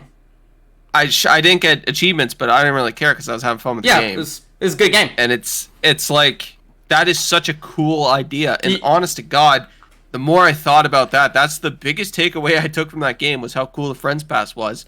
I'm like, if you just added this on to a couple other premium games, like give it the ability to play with one buddy, they'll probably end up buying it. I think I said an example earlier to you of like if the next Battlefield came out with a Friends Pass and you can invite one friend to play with you, and that guy plays Battlefield with you, and then he goes, I kind of want to buy it, and then he buys it, and it just chains, it'd probably be the highest selling Battlefield of all time. EA will never do that, because Battlefield's a way more expensive game to make than this. But, never do that. But I am glad that they're doing this with Spit Fiction.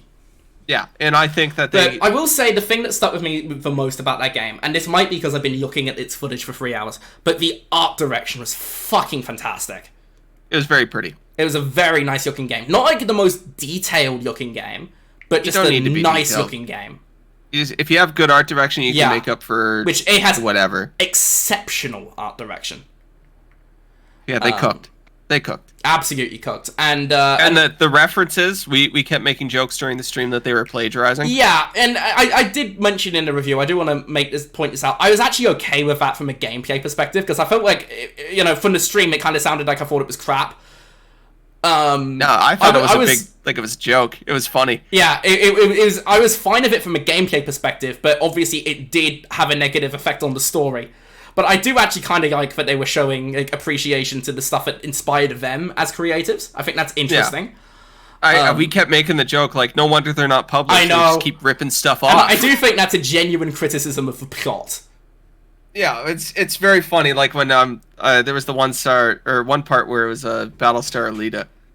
Oh yeah, yeah. And I was like, oh, this is Alita, and you had no idea what it was, and I had to like explain it real quick. And I think you caught it at the end. You hadn't seen the movie, but I was like, no, this is literally the end scene of that movie. Like this. Yeah, there was other stuff. There was the fucking Halo stuff, and the Assassin's Creed Heap of Faith is in there as well. Yeah, but it was fun. The better Assassin's Creed game that came out this month. Yeah, we'll get into shadows. They did it in a very fun way that made it like it was like a joke in the gameplay that we were doing. That like, oh, okay, you got these writers that are in here, and they've seen so many things, watched so many things, they take so many things that they just add it into their own stories.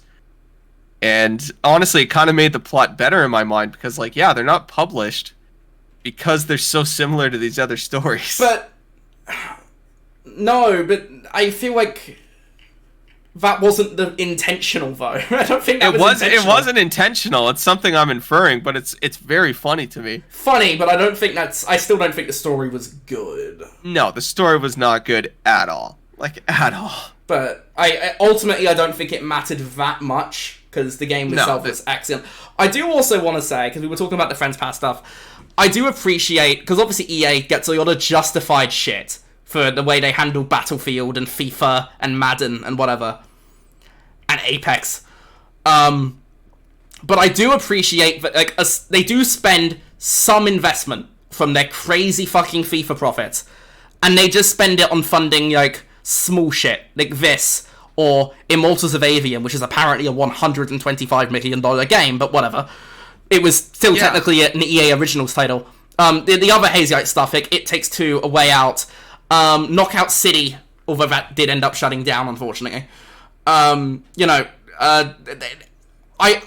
of Kinzera as well, the Abubakar Sigim game. EA's always kind of done this weird thing where sometimes they release a game, or they publish a game, and it's like, what? This is EA? Like, I remember like Unravel 2, Sea of Salt. Yeah, Unravel as well. Yeah, those are other EA original titles.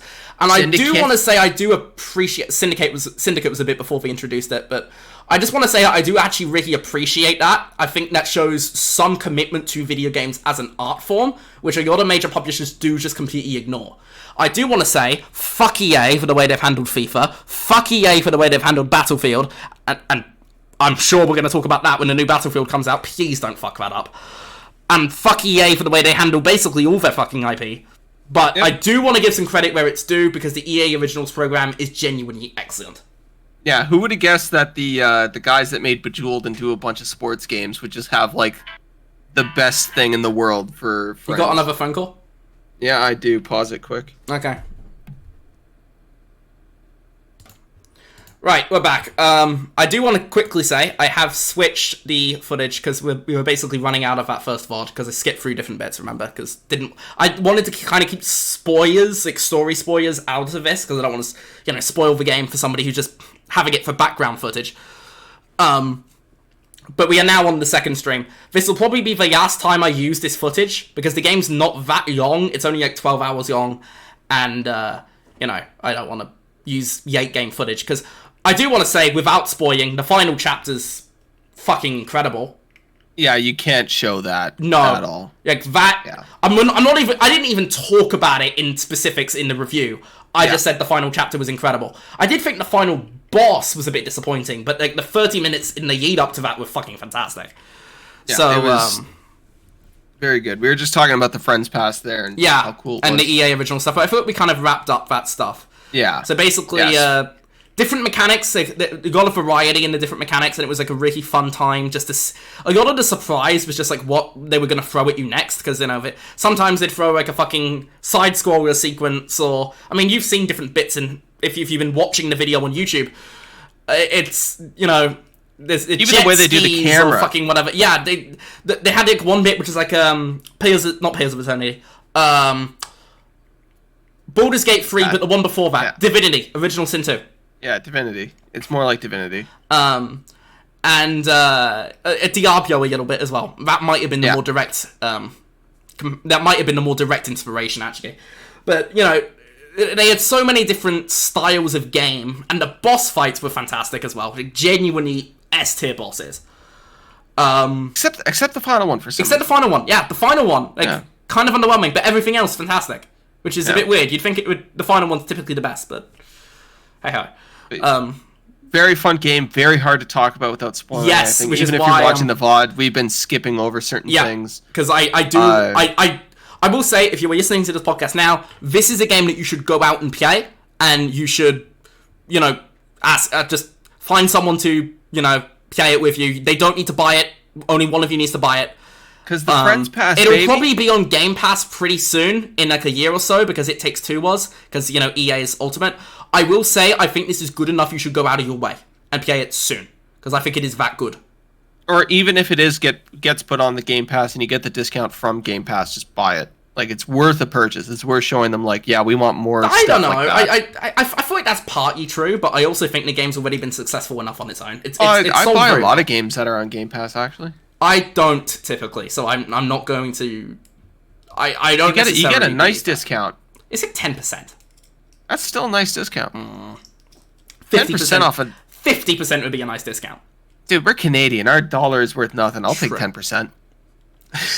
I'll take 10%, bro. That is true. But yeah, gameplay was fantastic. Not like the most in-depth mechanics in the world, but they vary it up enough that it doesn't really matter. The visuals are fantastic. It was kind of like the perfect length for a co-op game to be like substantial enough, but not drag. Yeah. It was like 13 hours, which is like a really good length. It's an easy platinum trophy if you're into trophies. Connor did not get any because you need to actually buy the game to get the trophies, but he can take metaphorical co-ownership of my platinum. So. But I think that's all we can say about Split Fiction. We don't want to spoil anything. Yeah, so that's basically it. The story sucks. Everything else is great. I gave it my highest recommendation. I gave it a 9.5 out of 10. It's a fantastic video game, and you should go out of your way to play it. I think I gave it an 8. 7.5 or an 8. That's fair. I think an 8 is fair. That's really high for me. That's really high for me. I went higher. I thought it was fantastic. Maybe it hit more for me because I hadn't played It Takes Two. True. Like, you were like, oh, it's still a great game, but it is, you'd experienced that sort of thing before. For me, a lot of this stuff was super new. Yeah, which, that's... But I think the consensus here is, regardless of whether you've played Hazelite's previous games before, this is worth going out of your way to play. And I shit on a lot of video games, so hearing me be basically just full-on praising something is probably kind of weird, but I do enjoy some games. I play the same 10 franchises. But, Speaking of one of those same 10 franchises, we've also both been playing Assassin's Creed Shadows, which I do want to make a disclaimer. I'm only about 6 hours in. Connor's a bit further. I think he's about 20 hours. But I am only about 6 hours in. I didn't start it until 2 days before recording this because the Spit Fiction review got way bigger and crazier than I expected. So I will be talking about this a lot more on episode 5. That will probably be like my main submission for this. I'm probably going to try and fit in South of Midnight, because I'm not... I'm probably going to try and fit in South of Midnight, because I'm not going to be reviewing it. So I'll probably just try and squeeze that in. But beyond that, that's probably the main thing, is Shadows. So I am just going to say...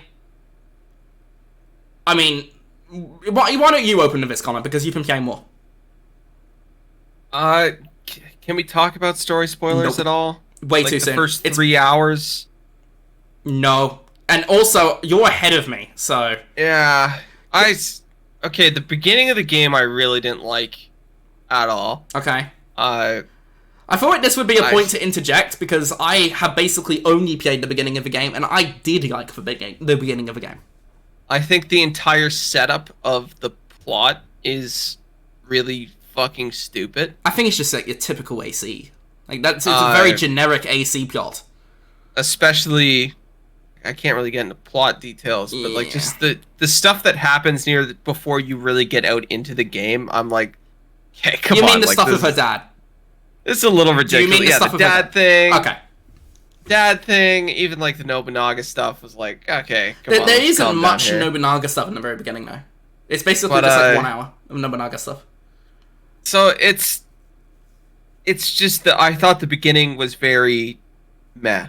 Yeah. But then I got out into the game, and I thought it was okay. Ubisoft games do that a lot. It gets better the more you go on with it. It wasn't until I was 10 hours in where I was like, I'm having fun now. Like, this is good. I got some abilities. I'm moving. I'm shaking. I will say I don't like playing as Yasuke at all. Haven't unlocked him yet. I've only played him as him in the intro. Yeah, I think you'll find when you actually do get to play him, I've heard that be a very consistent point of criticism. Yeah, his gameplay is like way too stiff. Yeah, you're like, man, playing as him fucking sucks. I feel like, I mean, obviously they've been pretty clear that Naoe is like the more classic AC, and Yasuke is like for the Eivor fans. And but I feel like Eivor was still kind of competent at stealth, and he was definitely competent at parkour. And Yasuke is a fucking incompetent dickhead at parkour. Yeah, and that's what makes him hard to play, because like it just makes the gameplay loop of the game just combat. It just makes it just combat instead of combat, parkour, and stealth. And the combat isn't really that good. It's never been that good, though. It's always kind of been carried by having all this other stuff as well. Yeah, so I don't know what they were thinking, making a combat-focused character in a game where the combat isn't the best. Yeah, I don't know, man. So they should just made him be able to climb. I don't get it. Anyway. Yeah, I do think it's very odd. If he was able to climb, I would play as him constantly, because his combat is better than hers. I will say, is so funny. I feel like this is kind of a point where I should interject, but before I do that, what do you think of the game overall thus far? I think it's good. I think it's better than Valhalla. Yeah, I agree on that, yes. I think it's worse than Odyssey. So it's better than Origins, Valhalla, and worse than Odyssey. Tough one. I don't know about Odyssey. Because I really, really liked Odyssey. Not so much as an Assassin's Creed game, just as a game in general. What did you think of that game Origins? Because I know... Origins was dog shit. I hated Origins. Interesting, because a lot of people consider Origins really good, and a lot of people just kind of don't. I didn't like the characters. I didn't like the setting. I didn't like the gameplay. I think Ancient Egypt as a setting is theoretically quite a good one for AC. Theoretically, it's a good one. I haven't played Origins, so I can't comment. But the thing about Origins is, like, it's just so empty. And it's so not Assassin's Creed that it pulled me right out of it. At least in Odyssey, you can still assassinate and roam around Athens and stuff, and you can still do assassin shit. But yeah, I feel like in Origins, you didn't at all. I will say in this game, it is a little bit more Assassin's Creed. It is way more stealthy, yes. Which is nice. I will say, one of the first things I did, rebinded the controls. So square was assassinate and R2 was sprint. After you told me that, I actually went back and redid that. I did that in Valhalla too. But I ended up... Valhalla. What? I did not do that in Valhalla. I did it in Valhalla and then almost immediately turned it back because stealth in Valhalla is so bad, it's almost just not feasible as an option. Yeah, I wouldn't even bother. Genuinely, the stealth mechanics in Valhalla are busted. And I do not say this lightly. They are busted.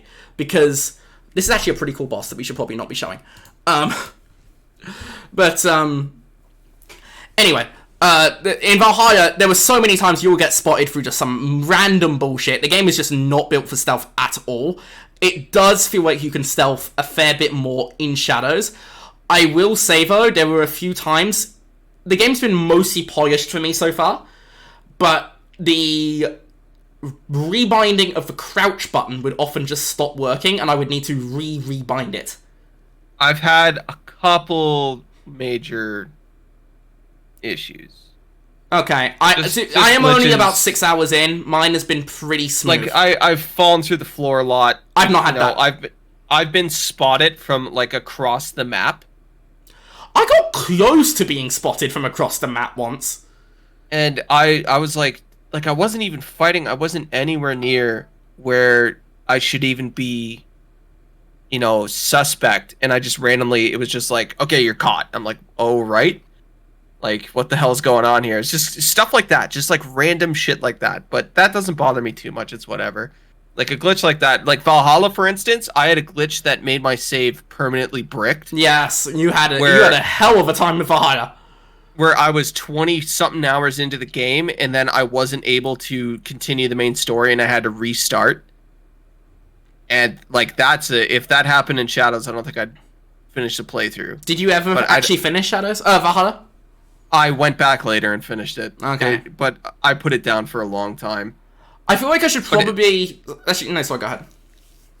The combat is okay. The stealth is much better. The stealth is really way cool. Better, yeah. But I will say that some of the stuff that they have in it doesn't really sell the timeline, like the time period. I think some of it is like really out of place. A lot of it doesn't even look Japanese, I will say. Like the setups of the villages, none or the of that of the castles. Really matters to me, in all honesty. It matters to me, especially because I've been to a lot of the places where they go in the game. I was just in Japan. I did a whole thing. I've studied a lot of Japanese history. So it throws me off a little bit where I'm like, why the fuck is that there? That's fair. I can't say I personally am that fussed. But I will say on the rank of stealthy Japanese games, it is clearly third to me. Behind... I would say Tenchu Wrath of Heaven's number 1. I'd say any Tenchu game's number 1. Ghosts is number 2. Oh yeah, Ghosts, yeah. I will say, I thought this might actually be a good segue if you don't mind. Do you mind if I say... Yeah, go on. Yeah. I feel like Ghost of Tsushima is actually a very interesting comparison, because obviously, Sucker Punch are an incredible studio. That's always going to be a hard thing to give up to. Thus far, 6 hours in, I am enjoying Shadows as much as I was enjoying Tsushima. I know that's a pretty bold thing to say, but I am enjoying it on that level. I'm not saying it's a better game, but I'm saying right now, I'm enjoying it as much. So, turn on the immersive mode. I will say the voice acting is not good. The English voice acting is god awful. If you're gonna play the game, just turn that right off. I would actually say that's my one major criticism so far, is the voice acting is... It's so brutally bad. A lot of Ubisoft games have bad voice acting, but this feels like a step above. It's a step above.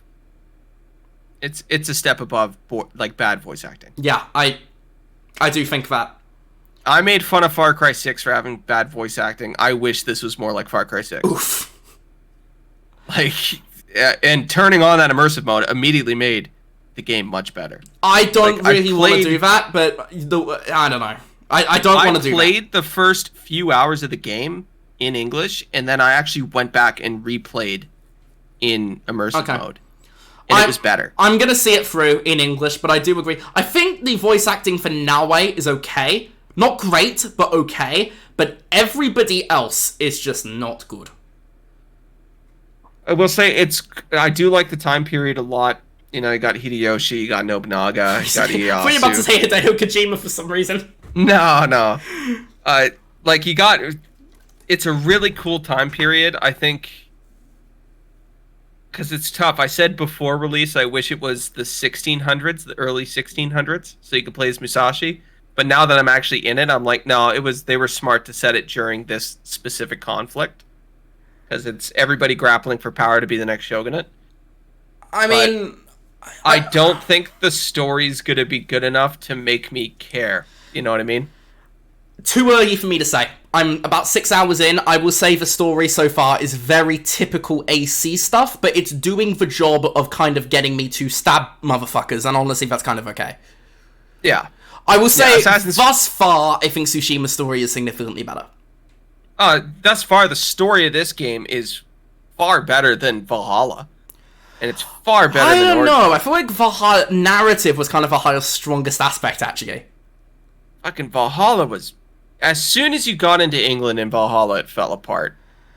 I think the problem with Valhalla is way too much stuff that should have been side content was main content. Yeah.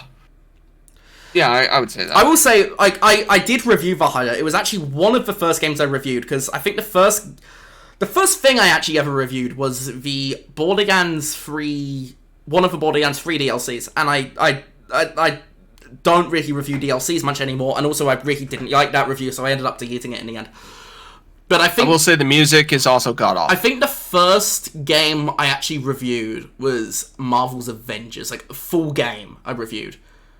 The music is god-awful. I think the music's actually pretty great. I'm not a big fan. I think it's pretty great. It's the same people that did the Odyssey music. What did you think of the music on Odyssey? Odyssey was okay. Okay, because I think it's very... You can tell it's the same people that did that, and I think it's good. I'm enjoying it. I think there's still sections where, like, the music's good. I think specifically, like, the Yasuke combat music is horrendous. I haven't unlocked Yasuke yet. I only played as him in the first hour, so I honestly don't remember. When it starts playing hip-hop beats, I'm like, come on, guys. Do they actually? Yeah. Oh, boy. Yeah. Yeah, it's... Yeah. Oh, God. That is so on the nose, it almost feels racist of them. It's honestly, it's like they were trying so hard not to be that they were. It's one of those. The spit fiction footage is that kite race right now. That was so fun. That was fun. We were neck and neck right until the end. Yeah, I fucked up right at the end. We were close, and I fucked up a ring. But like, I hope the plot gets better. I like the world. I like the open world. I like Naue a lot. I'm not a big fan of playing as Yasuke. They should have just had one protagonist and make them be able to do everything. Either pick Yasuke or pick Naue. Don't have two. Yeah. I understand what they were going for. I understand what they were going for by trying to split up the old AC and the new AC, but I just don't think it works. That being said, from the gameplay I have seen of Yasuke, I do want to couch that I have only played as Yasuke in the intro, but I remember, even from the previews back in January, that's what everybody was criticizing, was Yasuke's gameplay. Yeah. So, it's hard to say where I'm going to fall on it, but at the same time, I've heard it's pretty long. Like, I've heard it's like at least 40 hours, even if you just rush it. Which is way shorter than Valhalla, to be fair. I don't even know if I'll finish this game before the next podcast because I keep getting pulled away by other stuff. I think I will, because I'm basically going to be deadlock focusing it, except for South of Midnight. So I probably will, but we'll have to wait and see. It might end up being 3 episodes we talk about this. Yeah, that's fair. Yeah, well, just because I got a Monster Hunter update coming out, so I'm going to be right back in there. That's fair. I just picked up Repo. I just missed that ring. That was the ring that fucked it. Oh yeah, Repo. I've heard people playing Repo. That's It's a lot of fun. It's just Lethal Company with extra steps. Yeah. But it's a lot of fun. How about we talk about that next? Because we'll kind of segue into that. I'm just saying, like, these are the things that are pulling me away from Assassin's Creed. That's fair. Which honestly, it just shows that, like, if you put Monster Hunter and Assassin's Creed in front of me, I'm gonna pick Monster Hunter 100% of the time. To be fair, you're the Monster Hunter guy. Yeah, and I don't know how that reflects on Assassin's Creed. I don't think it makes it a bad game. I just think I'm not as invested in this one as I have been in, let's say, Odyssey. I couldn't put Odyssey down. Yeah. I couldn't put Odyssey actually took a while to click for me. Odyssey is kind of what you were saying as Shadows for me, where the first 10 hours I wasn't into it. Yeah, you didn't like the first island or the first and then I dropped it for a bit. And then a few months later I picked it up and I blasted through it. But I will say, like, the older Assassin's Creed games, like 2, Brotherhood, all that, 3, 4, I couldn't put those games down until I finished them. Like, I was addicted to it. And it's almost a telling sign of the newer ones. We're like, yeah, I can stop Assassin's Creed Shadows to take my dog for a walk for the 4th time today. Yeah, I think that's fair, but also, I am enjoying this more than I have enjoyed any of the Assassin's Creeds since Syndicate. I will say it's better than a lot of games, because there is, I forget which game it was recently that came out, but I think I told you, you're like, what'd you feel about it? I said, my review of this is I minimize it to sort the icons on my home screen. Is this Mirage? This is not that. Was this Mirage? The game is good. It might have been Mirage. But this one's good. Actually, I'd say give it a shot. Yeah, I am kind of too early to give a recommendation either way yet. I'm only 6 hours in. So, I'm gonna say I am enjoying it thus far. That's basically all I can say. But I do want to say, because you did mention Mirage, I do want to say I have not played every game in the franchise. I've played, like, a lot of them. A lot of them I finished. Some of them I played but haven't finished. I did not play Mirage at all because I was reviewing Starfield at the time, and then right after that, Spider-Man 2 came out, and I just never fitted in. So, I am not the most... I actually do enjoy most of the Assassin's Creeds a lot, but I am not the most diehard. I have not played every game in the series, but I am enjoying it thus far. So, I will talk about this probably more on episode 5, because I will have played more of it, and... I have been streaming it. I streamed it this morning. I am planning to stream it. If this video goes up tonight, which it probably will, it probably going to be streaming it like tomorrow afternoon. So if you're listening to this very quickly, then I will probably be streaming tomorrow. Probably. I can't guarantee that, but probably. But yeah, I'll be talking about this more on episode 5. And probably South of Midnight as well, because that's apparently only like 10 hours long, and I'm not going to be doing a review of it, so I could probably just fit it in. Anyway, what else have you been playing? I mean, you kind of just told me, but Repo, how is it? Repo's fun. You get a bunch of people in, you go into a place, and you find shit, and you bring it to a spot, and you sell it. But it's all about, like, the interactions you have. There's monsters and stuff, but, like, the characters you play... What kind of genre is it? When you talk. Oh, co-op horror, apparently. Yeah. If you've ever seen Lethal Company before, it's the same as that. Okay. You have to collect stuff, and then when you collect enough, you move on to the next zone. 96% positive on Steam. Yeah. This might be the best version of that style of game. Like, we had Among Us, we had Lethal Company, it's kind of just expanded from there. Sorry, every time I hear the words Among Us, I just, it's just total brain rot. This is the best version of that style of game. The co-op, you get 6 friends in. I actually did very much enjoy Among Us. I know it kind of became a bit of a meme game, but as a video game, I actually thought it was actually very good. Yeah, because you're just doing tasks and somebody's murdering. Where in this one, you're doing tasks and things are trying to murder you. With a good Discord group, Among Us was peak. Yeah, but it actually made my game of the year list, even though it was out for a couple of years before and just nobody knew about it. I figured that because basically nobody knew it existed, it was fair to put it on my game of the year list. COVID made it do numbers, dude. Yeah, so I did actually put it on my game of the year list for 2020, despite it not being a 2020 game, because nobody knew it existed, so I thought it was fair. But the peak comedy of Repo is literally in the character designs. You play as these robots with like big googly eyes, and the googly eyes will point at whoever's talking. And the head moves like a South Park... You've seen South Park, right? Bits and pieces, yeah. Have you seen any segment where there's a Canadian and their whole head jumps up and down? Probably have, but I can't think of what you're talking about right now. I can send a GIF, but the whole head bobs up and down. I think I've seen bits and pieces of the head bobbing, like, from different clips. Yeah. It looks like this. I sent you a GIF. Yeah, you've been on for 3 hours again. It's like this fucking funny movement that happens, and the googly eyes turn, and it makes everything you say funnier. Especially because the mouth moves as quick as you're talking. So, like, I have a buddy that just plays, like, the Facebook call chime, and the head just goes fucking crazy. Like, it's just shit like that makes it absolutely fun to play. Okay. How's, like, the game as a video game, though? It's fun. Like, it's fun. There's parts where you're shitting yourself because there's a monster chasing you. The finding the collectibles is a lot of fun. Just the interactions you could have with your friends and like the stuff is cool. Especially because a lot of the monsters are audio cued only. Like there's a blind hunter, so if you talk, he'll he'll kill you. But I got a buddy with a mechanical keyboard that's really loud, so he was hiding and he pressed the W movement to like W key to move, and the guy just turns and just took him right out. So like, what's like the core gameplay loop? You have to go into an abandoned place, usually like a house or a factory, and you have to find valuables, and you can put them in a cart, and you have to bring that cart from one section to another. Okay, and then you have to meet. You have to meet a quota. Just to sell them or something? Yeah. You meet a quota, and then you can leave, and then you can spend that money at a shop to upgrade stuff, so you can get like extra jumps, more stamina, things like that. And then if you get wiped, if your whole team gets wiped, they drop you in a giant pit called the Loser's Pit, and you all have to kill each other, and then whoever wins that is crowned king of the losers, and you get a crown.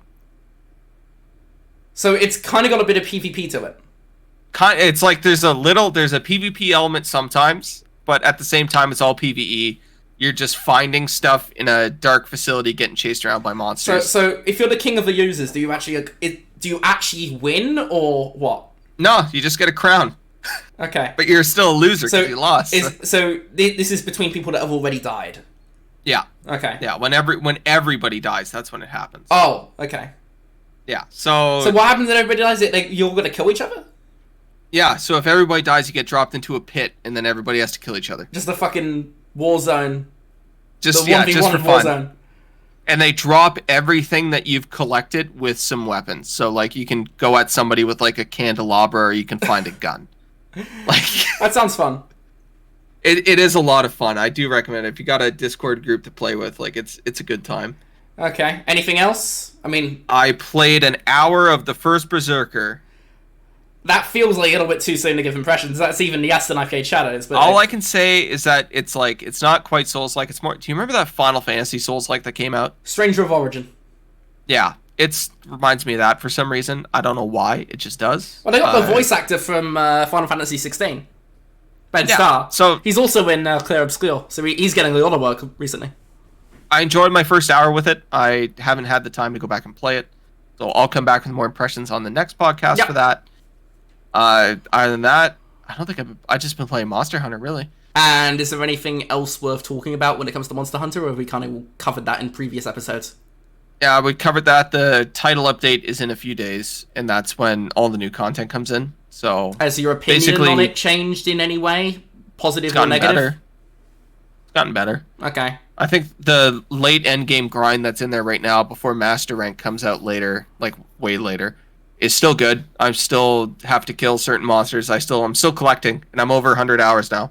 Okay. So Spit Fiction, Shadows, First Berserker, a little bit of it, Repo, and the other one, which was Monster Hunter. Anything else? I will say about Monster Hunter, I saw a lot of discussion online about people are like, oh, there's not enough content, and then somebody will ask them, like, how much have you been playing? They're like, oh, 240 hours. It's like, motherfucker, if you've played 240 hours of a game, of course there's not enough content. Go outside. Alright? I've been grinding this game nonstop, and I just passed 100. Like, what are you doing that you have 200 hours in a game? In fairness, you have been playing other stuff as well, though, so... True. But even if I add up, like, all the other games I've been playing, I don't think I come close to that 200-hour mark.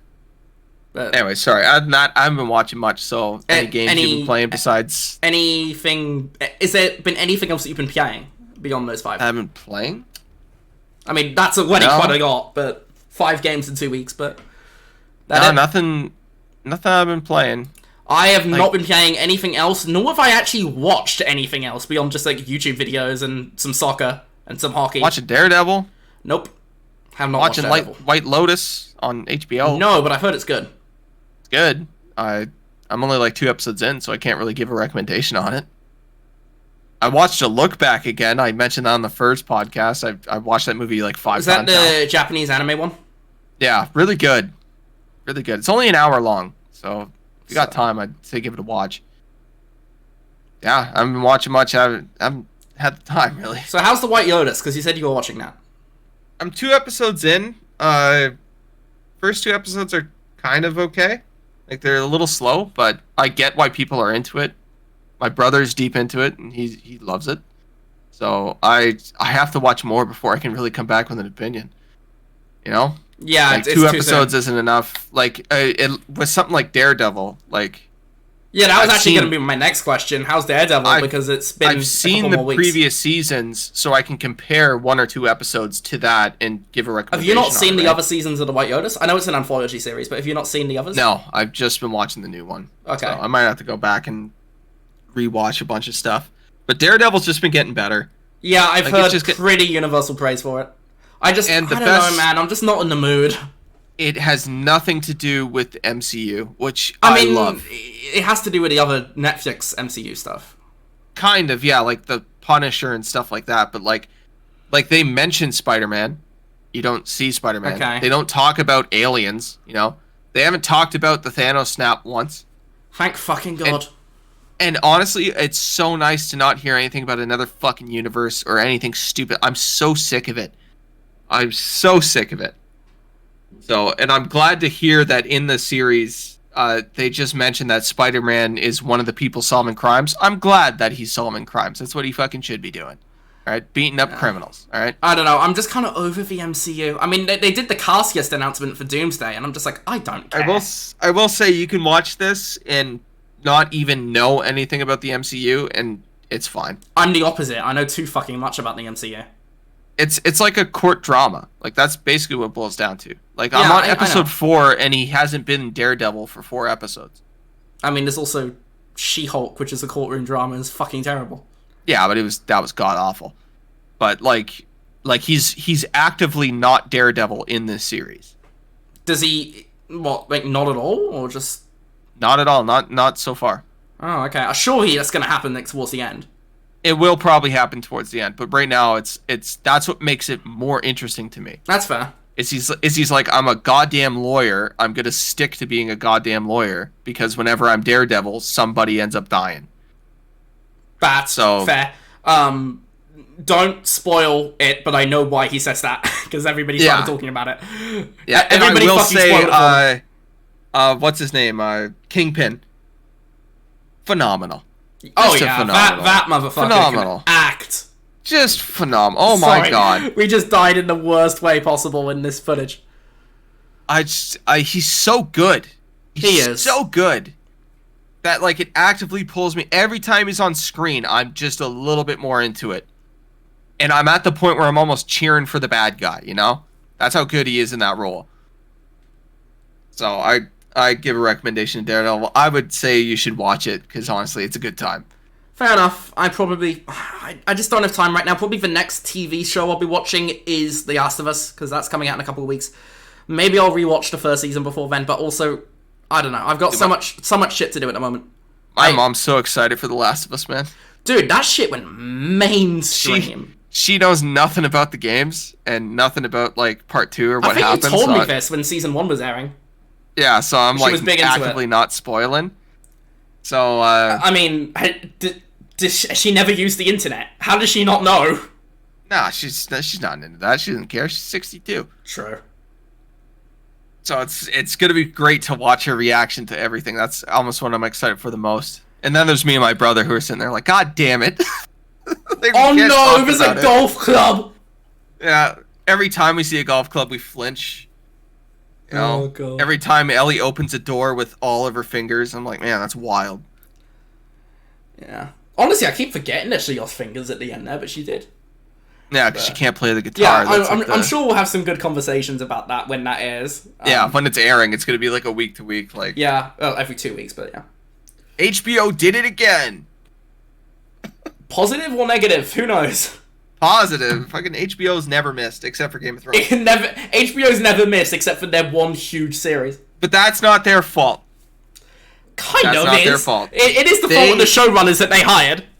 They offered them 11 seasons, and they were like, no, we're going to do 8 or whatever, because we're going to go make a Star Wars movie. Oh yeah, And I it was forgot! They were so Yeah. ass, they got fired from that Star Wars movie. Yeah. So HBO literally said, like, we're going to give you 3 more seasons. You can do it in 3 seasons, right? And they're like, we don't have time for that. And that's why the 'Cause- final season was so bad. Oh, fucking Disney again. Yeah, goddamn Disney ruining everything. But yeah, I have not watched anything. The only things I've been playing is Split Fiction and Shadows.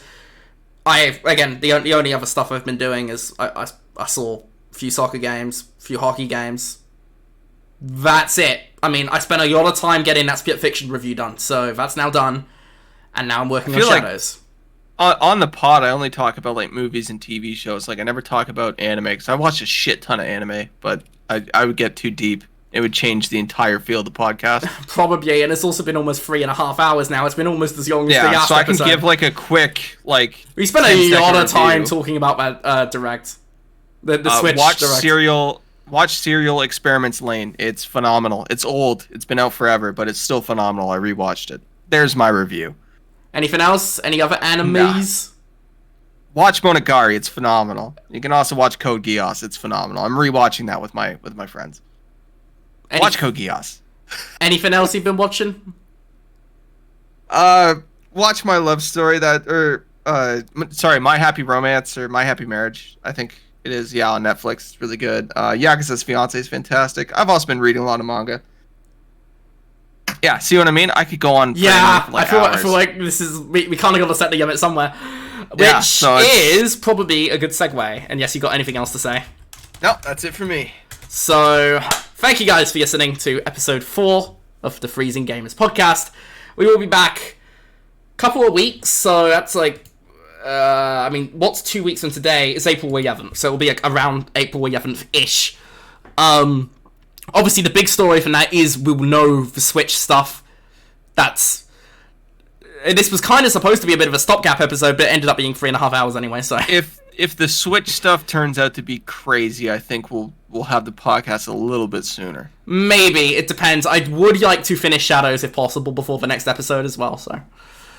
probably, almost certainly will not get the review out in that time, but... Maybe we'll just do, like, a special edition podcast just talking about the Switch for, like, an hour and a half. If it's, like, crazy, then if they just come out swinging. But again, my expectations for that aren't super high. I will be streaming more Assassin's Creed Shadows in the next couple of weeks. We will be streaming the Direct Live on Twitch, and it will probably get uploaded to YouTube as well. The link for Twitch is in the description of both the YouTube and the Spotify. Also, I will link on YouTube the playlist for Spit Fiction, the review for Spit Fiction, and the playlist for Assassin's Creed Shadows. Beyond that, I think we're done. Yeah, I think that's it. Thank you, everybody, for listening. Thanks to everybody for listening, and we'll catch you guys with what is going to be a big episode in 2 weeks. Peace out.